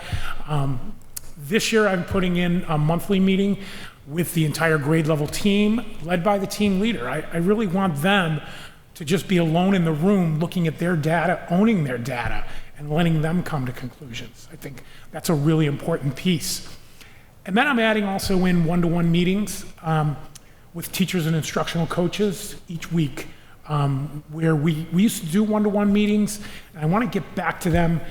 I think teachers every class is different, and their needs are different.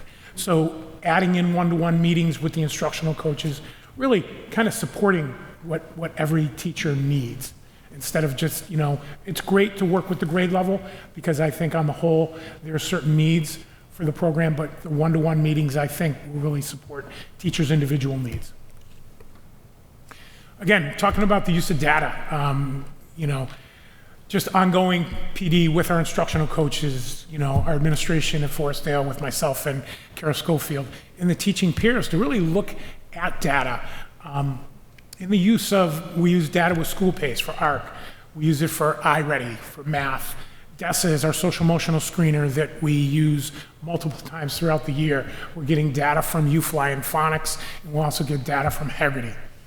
And, just a reminder that School Pace is that real-time data that you're able to see. The teachers will be, inputting on a daily basis. Ready Math provides weekly comprehensive data reports, and again, responsive to students' needs.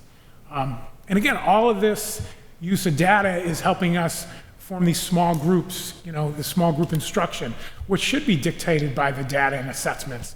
And those small groups should be always changing. It shouldn't be that same one group, for long periods of time. When you're looking at data, students' needs changed after assessment, so students should be grouped with like needs, so we can differentiate instruction to support students' needs.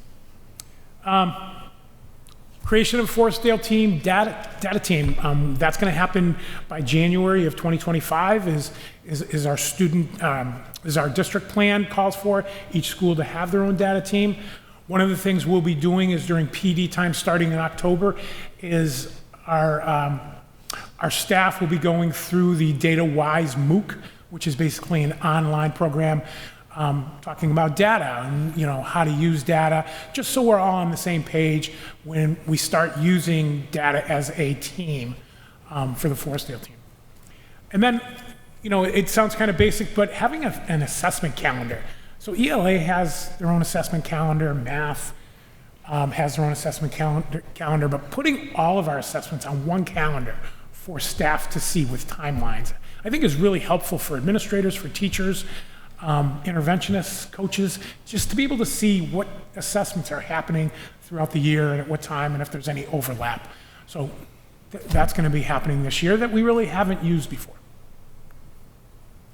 Next slide, social emotional well-being. This is our 4th year working with Ruler, and I think it's a good time for us to start looking and reassessing where we're at with consistency of curriculum, frequency of lessons. Some grade levels are ahead of others, some classrooms are, ahead, just kind of where all that's fitting in and making sure, we're calibrated on how the instruction's happening of these lessons.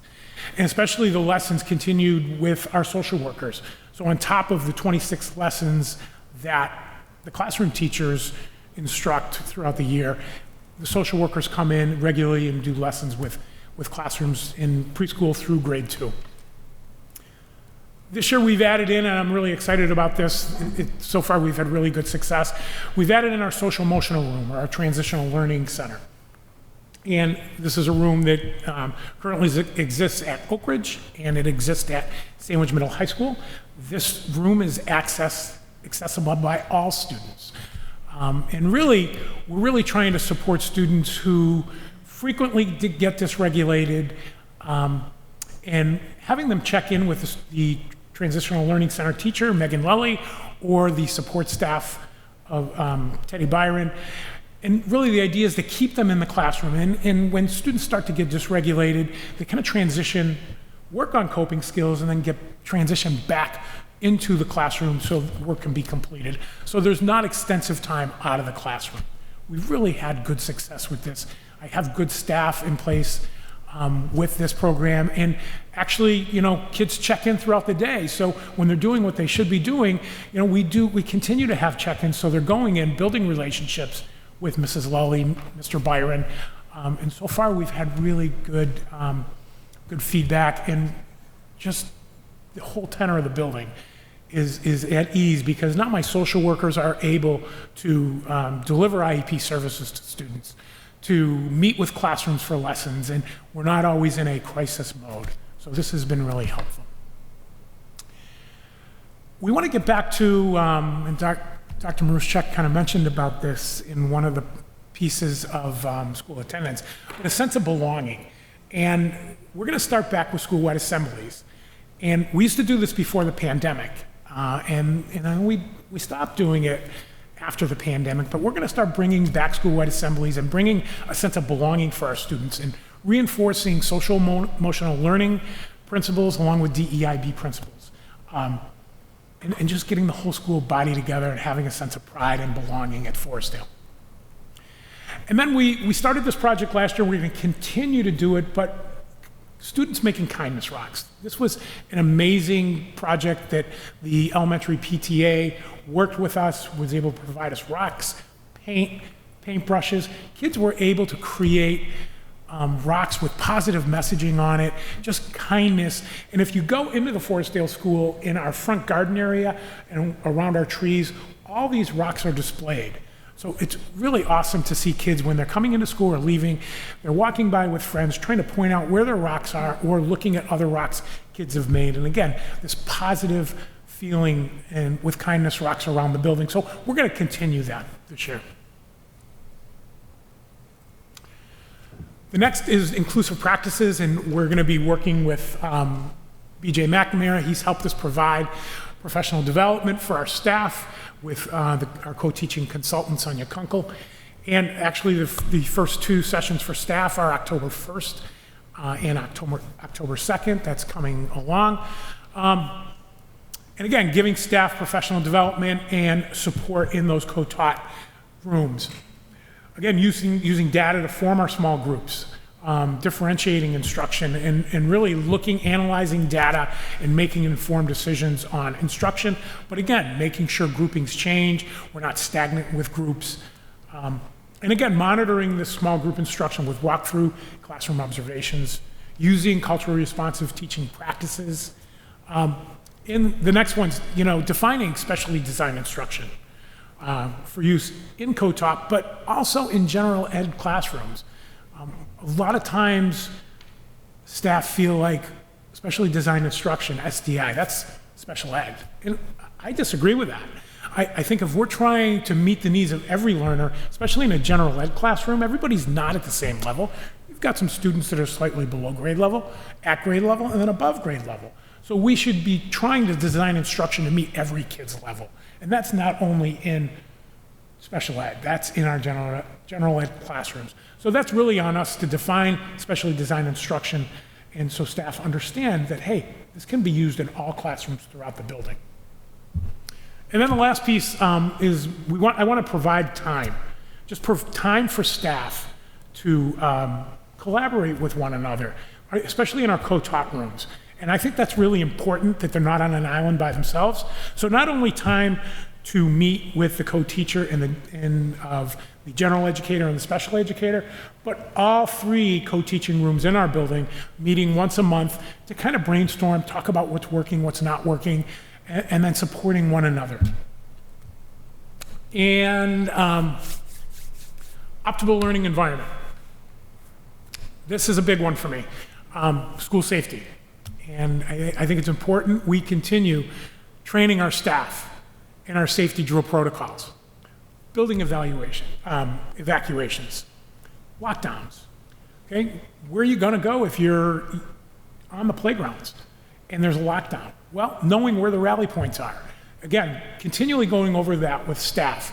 Weather safety meeting areas. Over the last 3 or 4 years, we've been in situations where we've had to have our students and move our students to the first floor, away from outside windows, in an area surrounded by cement walls to keep our students safe. So it's important talking about everything, with student safety. Reunification of our students. Last year, Forestdale did a partial reunification with our parent pickup students. Well, this year, we're planning on doing a full reunification with all of our students. So, more to come on that. Continued use of reunifying our kids and our families at parent pickup, using our app of Pickup Patrol. So in Pickup Patrol, families, when they're picking up a student, put a name who's picking their student up. So when you have to come in the building at the end of the day for parent pickup, our staff knows, okay, so-and-so is picking up this child, and we check their ID. And that's a standard procedure we continue to use and emphasize. And on the other end, the kids getting off the bus, we continue our protocol. I want an adult. I want an adult picking up a 5, 6, or 7-year-old. There's been way too many instances over the years when there's been miscommunication. A student was getting off a bus, going to a daycare. Daycare was closed that day. Kids are wandering around on Quaker Meeting House Road or Route 130, and that has happened early on. And that's why we continue to emphasize to families that we need these protocols in place, like an adult at a bus stop, or picking up and showing your ID when you're picking up your student at parent pickup. Continue to scheduling of safety drills, working with our safety team, with the district, working with Sandwich Police, Sandwich Fire, and just continually practicing these drills. I talked about the reunification that we're going to be doing at some point this year. And then performing bus evacuation drills with Lucini Bus Company. Unfortunately, over the years, we've had to have evacuations because of an emergency incident. So again, being prepared, but again, making sure our students know that they're safe, and we practice these drills to keep them safe in kid-friendly language. And again, when I talk about our plan, I look at Forestdale, we are the foundation. We're the foundation, the building blocks of their education. They're coming in with really no formal education. We're introducing them to academics. We're introducing them to peer interactions. And we really want to make learning fun. Because if kids know that learning is fun and they understand that and they experience it, they're going to want to come to school. So, any questions? Any questions for Mr. Dentino? Yes, Bert? Do you know all the kids' names yet? It's only been 3 weeks. For kindergarten, the great part with kindergarten is they still wear their name tags, and we have them wear them for a month, so it's easier for me to pick up on names. So yeah, I'm getting used to a lot of those kindergartners' names. Do you have enough coverage? It may sound like an odd question. Well, not for me, I guess. But do you have enough coverage for recess? I know that sometimes it's hard getting substitutes. Yes. So yeah, we do. We do, and that's actually where we're pulling a teacher out of recess to have those one-to-one meetings with instructional coaches. But yes, we do. We have plenty of coverage. What has really helped us, having a playground now, all our kids are centralized in one area.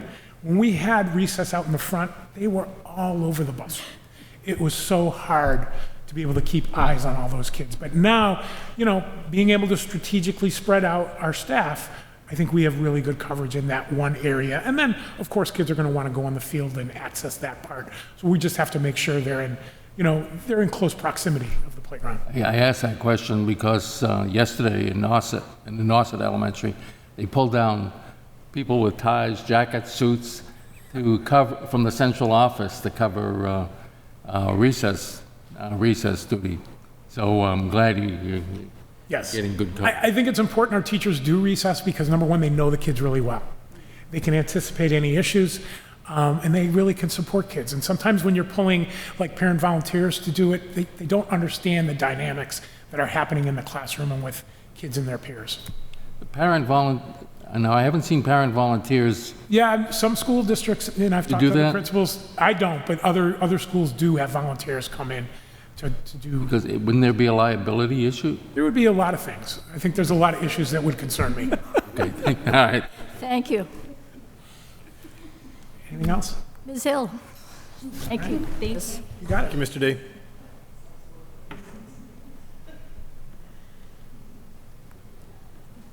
Hello, everyone.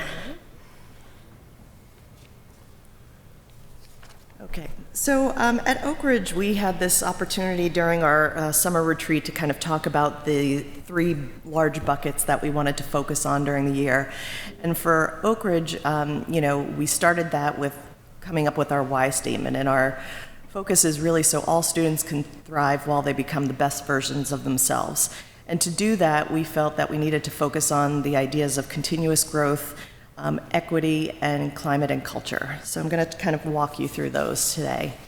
And in doing so, we identified our strategic objective, which was about creating opportunities that tailored support for students and working in collaboration with families so that all students feel seen, heard, and supported.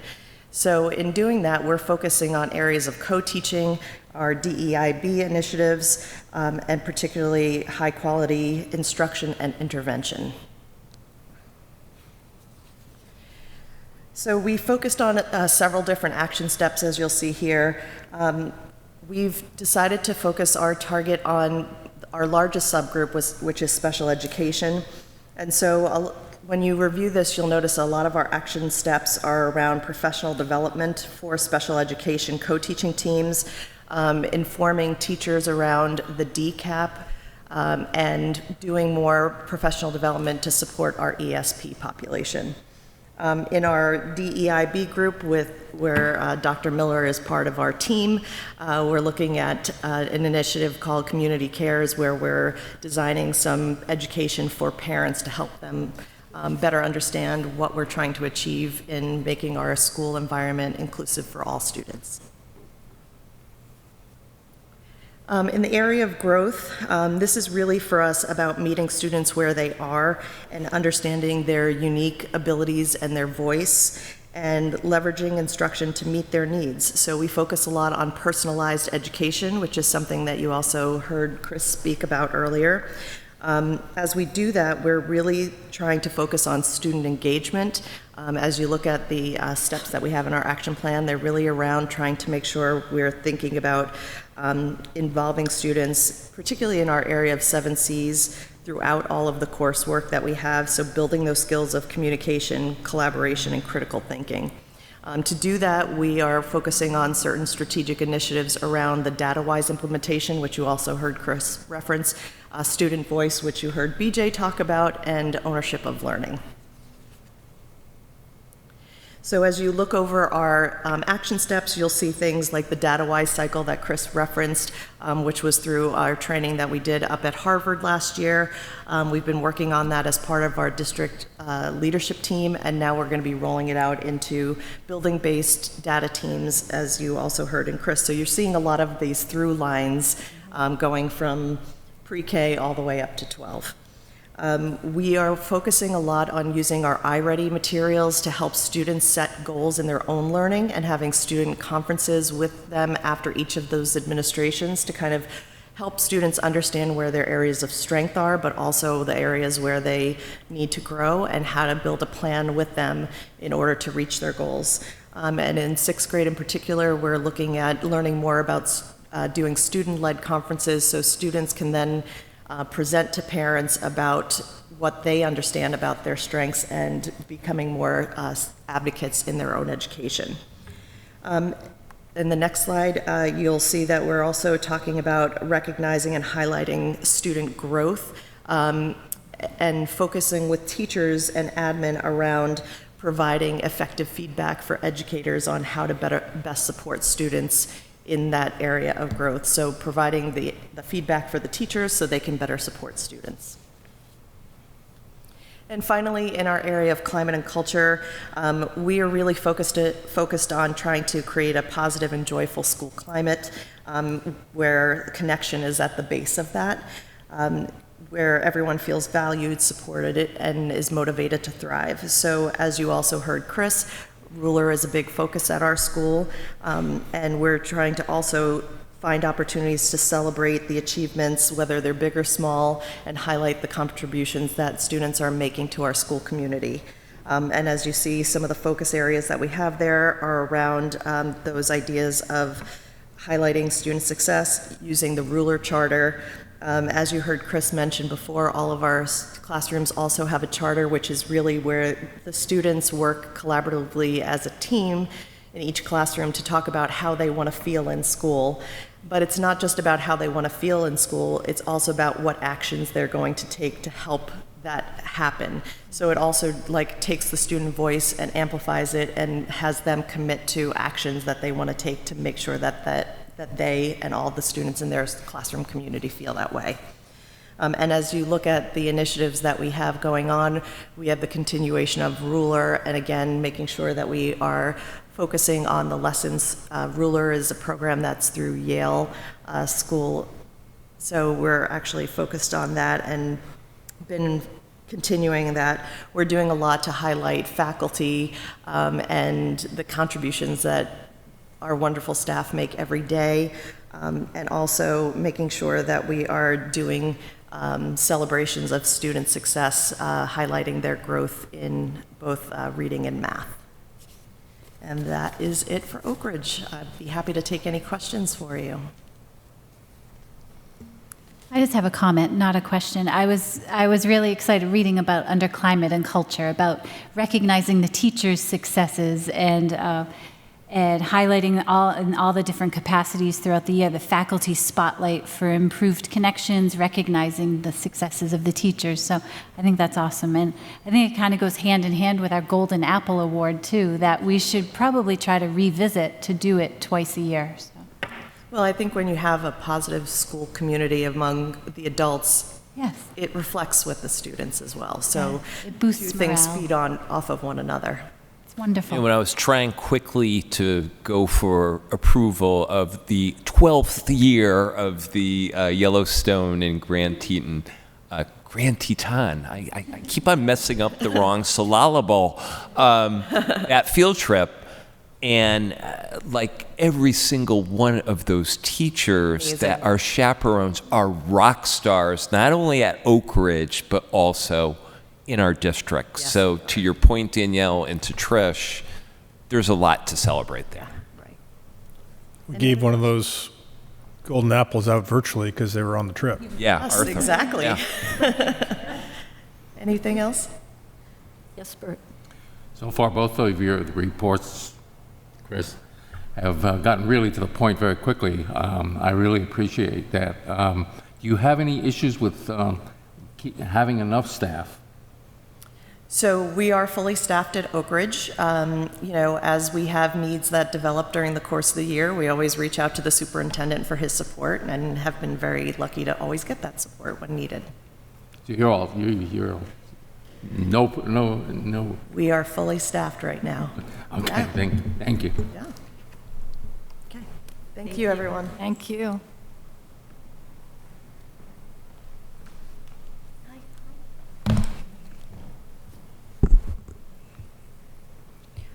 Hi, everyone. Our action plan at Sandwich Middle High School aligns in sync with the district action plan and also with the Forestdale and Oak Ridge action plans.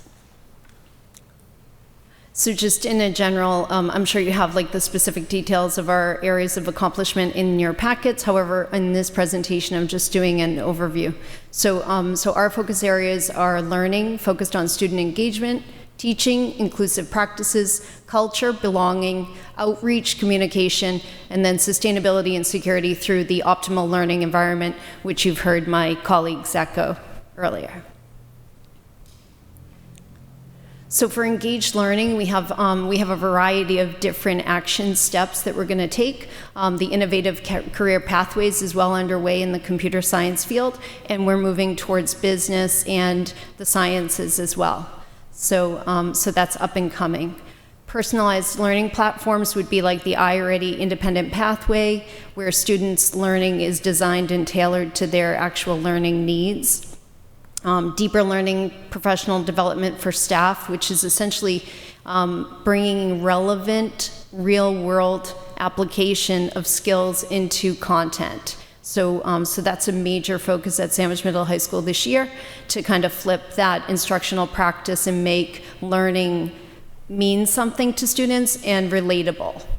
We're going to create mass hire partnerships. So again, like breaking through the walls of a classroom to bring learning into like building partnerships with industry professionals and kind of giving students opportunities to practice these skills outside of the classroom.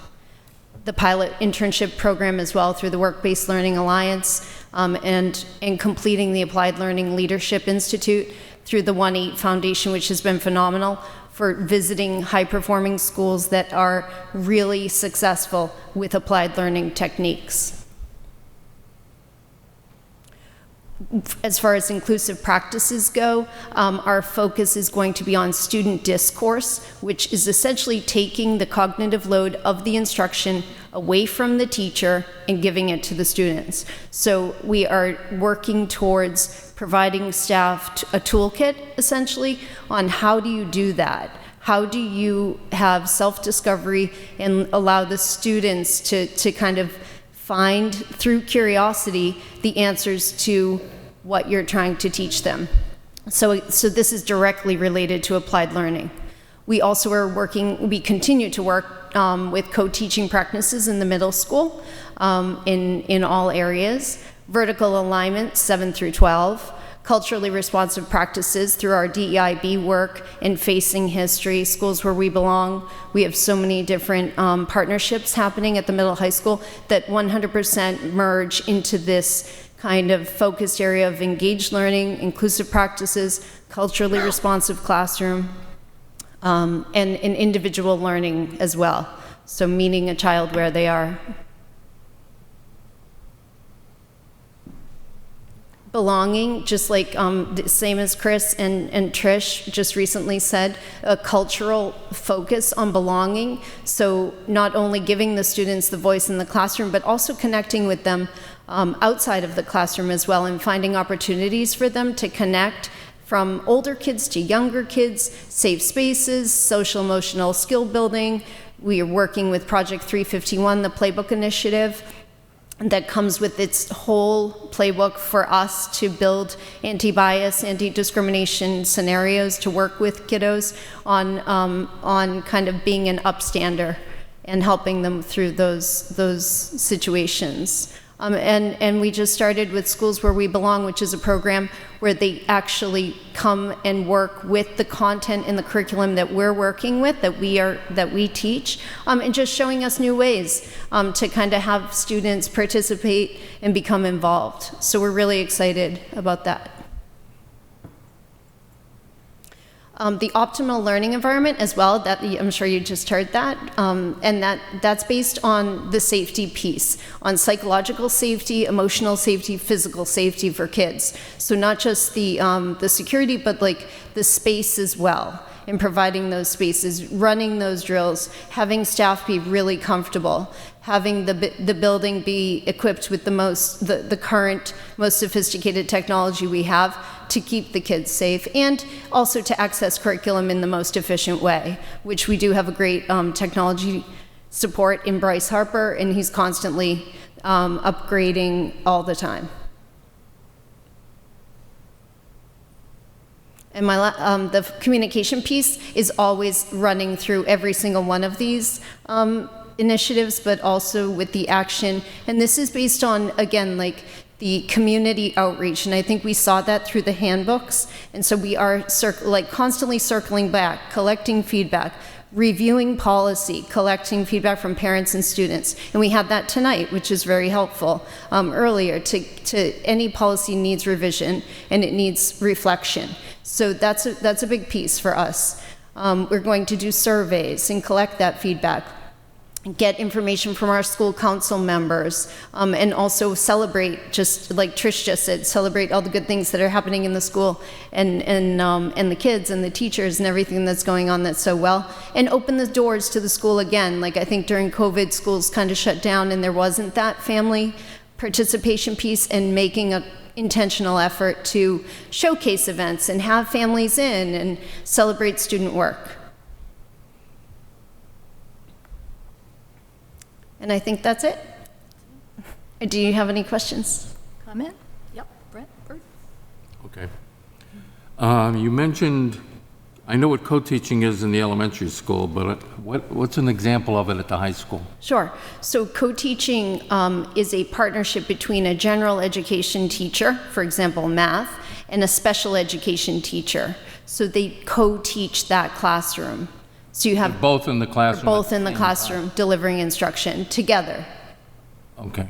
When I ran into a young lady, 20 years old, Nadia Felger. I think I don't know if I mentioned it to you. You sent me an email, yes. Okay. She graduated in 2022. She loves you. And she loved the school. She really appreciated the school. I was teaching her some pickleball. I was pretty bad at it, but she just a fine example of a young lady who's a manager over at Seafood Sam's at the age of 20, so you must have done a lot of things right. She's a great kid. Yes. Any other questions, comments? Just a quick one. Thank you very much for the presentation and for the other docs in the packet. The showcase, do you have if you said it, I missed it, but do you have a date that you plan to do that? We're working on a date right now. We're thinking November. We are trying to nail down a date soon. We'd like to do that earlier rather than later. That's what I was looking for. Thank you. What did we do it last year? March? February. February. Yeah, it's great. Before Christmas, I think is awesome. I really appreciate the integration of the career pathways and the content that relates, because when these young people start looking at college catalogs, there are programs, there are professions that haven't even been identified yet. And so if they have early some sense of what those areas are, I think they're more prepared to make a choice when those choices come to bear. So I really appreciate that. Tracy. Just an overall comment for everyone. It's so great to see the thread that's connecting all of this with from the IEP to each building. It's really, really clear, and you could see that in all your presentations, so thank you. Well, she took that thunder from me. But the only other thing I was going to say, again, thank you for this, but you didn't get dragged up here earlier in an earlier discussion, but I just want to publicly thank you for your steady hand in leading the school through the challenges of last week. When you got into education, that was probably not on your radar of things you're going to have to be dealing with, and I can't imagine the challenges you deal with when these events happen for you, but I just want to say thank you. Thank you. Thank you very much. Anything else? Thank you. With that, Yes, please, make a motion. I'll move that we approve the presentation, let me rephrase that. I move that we approve the school improvement plans as presented for 2025 for Forestdale, Oak Ridge, and High School as presented here tonight and in our packets. Second by Bert, motion by Kevin. Any discussion? All in favor? Aye. Aye, 7-0-0. Passed unanimously. Thank you very much. A lot of hard work, and it's just beginning, right? Because now you have to implement it, but that's great. Next up are other topics not reasonably anticipated by the chair. I have none. Actually, I will. Several of us attended the town-sponsored meeting on open meeting law and executive session and the dangers of social media when you're in elected or public office. I will say personally, it was very well done. The attorney who made the presentation made almost 2 hours of this discussion quite enjoyable. That was my perspective. So, anybody else have anything? No? I'll just make a comment on that.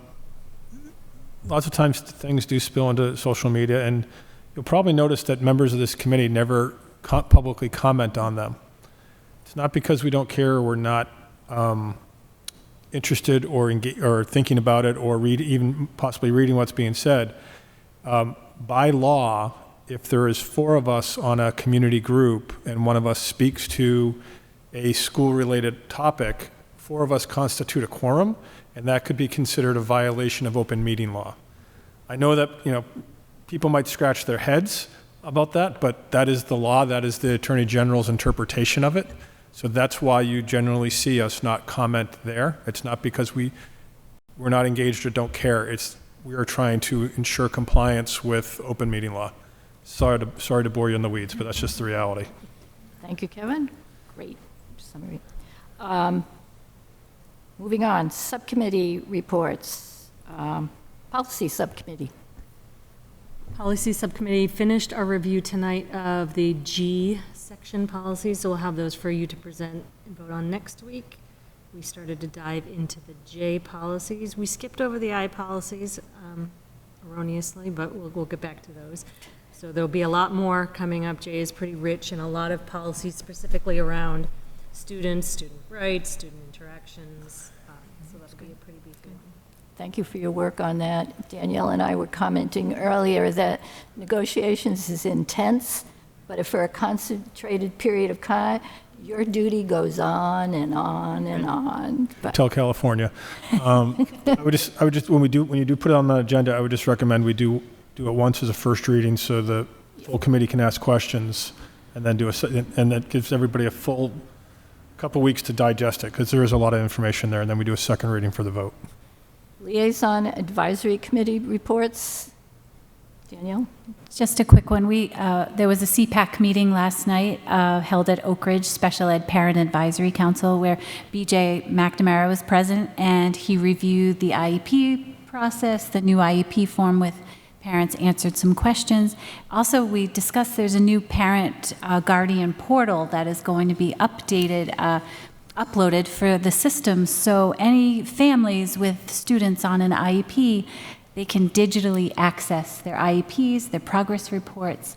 It's going to be a game changer, and I'm excited to see this happen. It eventually will be rolled out for kids with 504s as well. So it will be digitally.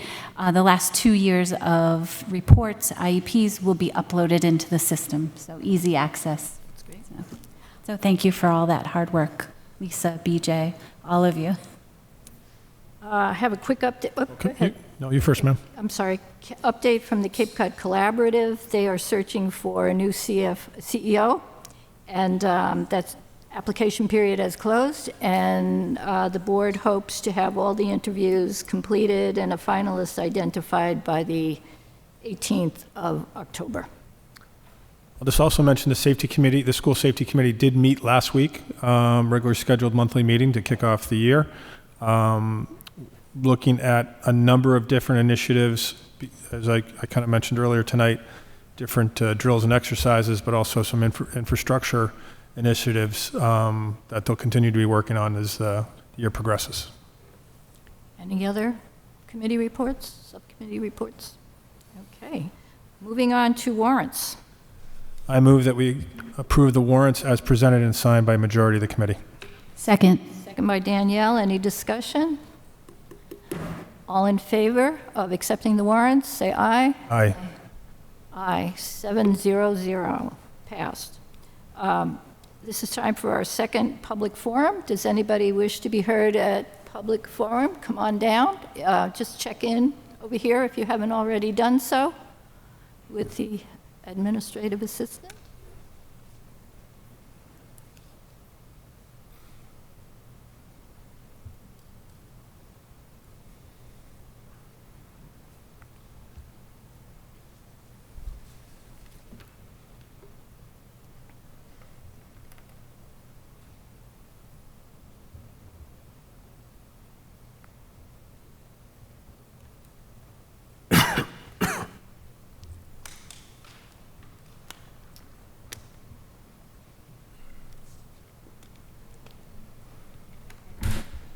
Just state your name and your residence.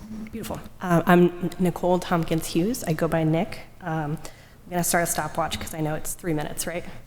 And your residence? Sorry, Sandwich. Very good. Thank you. Yes. Well, Mr. D was my gym coach, gym teacher. So I am an alumni of Sandwich. I graduated in 2005. My mother was an alumni of Sandwich. I have a 9-year-old who I left here and listened to the meeting to go pick up and bring back because she insisted that I actually follow through on my commitment to speak tonight. I have 2 children who are in Sandwich, one of whom has left the district. 2 reasons for that. One is safety and one is hate speech. I would like to take a brief moment to echo the comments that I've heard throughout the night about safety. And I would like to just point out that since my son has shifted over to Upper Cape, he has not had a single phone infraction because they keep all phones at the beginning of the classroom in every classroom. And their school tolerates much more movement and shaking and classroom switching. Frankly, his teachers are not in the same classroom one day after another, but it doesn't matter because in every classroom they have a designated bin or pocket system for each classroom, and the students are expected to drop their device in the beginning of the classroom and collect it at the end of the classroom. He has had no issues with this since he started school. None of his peers complain. He's not seeing problems with his peers in class. He's not being disrupted, and I'm no longer getting 15 text messages a day from him while he's in class. So I wanted to put that out there as a very, very low-tech solution to the problems that I have heard about and witnessed as a parent, because these are also solutions that were discussed as being in play for this strategy for this year when certain types of news alerts went out about this strategy. I would like to encourage folks to reconsider the investment of shoe organizers, a bin, encourage students to leave the phones in a specific location, and they'll do it, and then they're not going to have these problems. It is successful, and I would encourage you to speak with Upper Cape to understand how they're doing it. The main point of my reason to speak today is hate speech. In 2023, I was observing in the handbook that the hate speech policy directed that we contact the civil rights coordinator, which was the former principal. When I contacted the school to ask when they would be changing that to the interim principal, I left a message and never heard back. This year, I have been horrified to find out that the hate speech policies have been removed from the handbook. To be clear, last year, there was a definition of hate speech and its consequences for using it. This year, there is no definition of hate speech anywhere in the handbook. I actually made a point of reading it while I was listening to this meeting earlier to be extra sure nothing had changed since the beginning of the school year. Further, there is also no reference to hate speech or definition of hate speech in any of the student civil rights sections, nor in any of the sections on harassment, bullying, cyberbullying, hazing, or on student conduct. There is one reference to hate speech, which states that significant conduct that can result in discipline is use of hate speech, but there is at no point a definition of hate speech. And as my 9-year-old very eloquently pointed out to me when I explained what I needed to talk about today, she said, does that mean that you're allowed to call people all those bad words if the handbook doesn't make you sign off and say that you know you cannot? And I can tell you that even when we had a policy, it wasn't being followed, and it is the #1 reason my child left the district, because he was sick of being called the F word, because his parent is queer and trans, and because I had reported those concerns directly to these administrators for 6 years, to the extent that he asked me to stop complaining until he left the district. He asked me to wait to bring these issues because he was aware that nothing would be done, and he was sick of being bullied for having a visibly queer and trans parent in this district. I want us all to sit with the fact that we have removed hate speech language from our harassment and other sections of the handbook. There is no definition.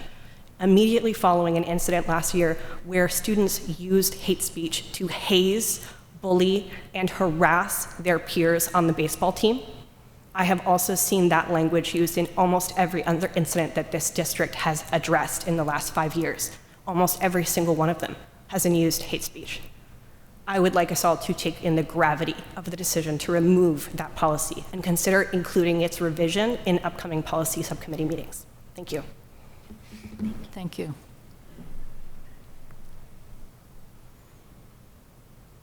Does anyone else wish to be heard at public forum? Okay, moving on. Future agenda items. I don't have one at this time. Acknowledgements, closing remarks. I'll just say this was a long one. It's been 2.5 hours. A number of members of the public have stuck with us for the entirety, and I just want to say thank you. I appreciate you being here. Sometimes people touch and go, and I understand that. Everyone's busy, but it's when people stick around, it is appreciated, so thank you. The discussion, I think, warranted the time, and it sounds like people that wanted to speak did speak, so that's why we're here. Can I have a motion to adjourn? I move that we adjourn to our next scheduled business meeting on October 9th at 6 p.m. here in Town Hall. Second? Discussion, all in favor? Aye. 7-0-0, unanimous. We are adjourned. Thank you, everyone.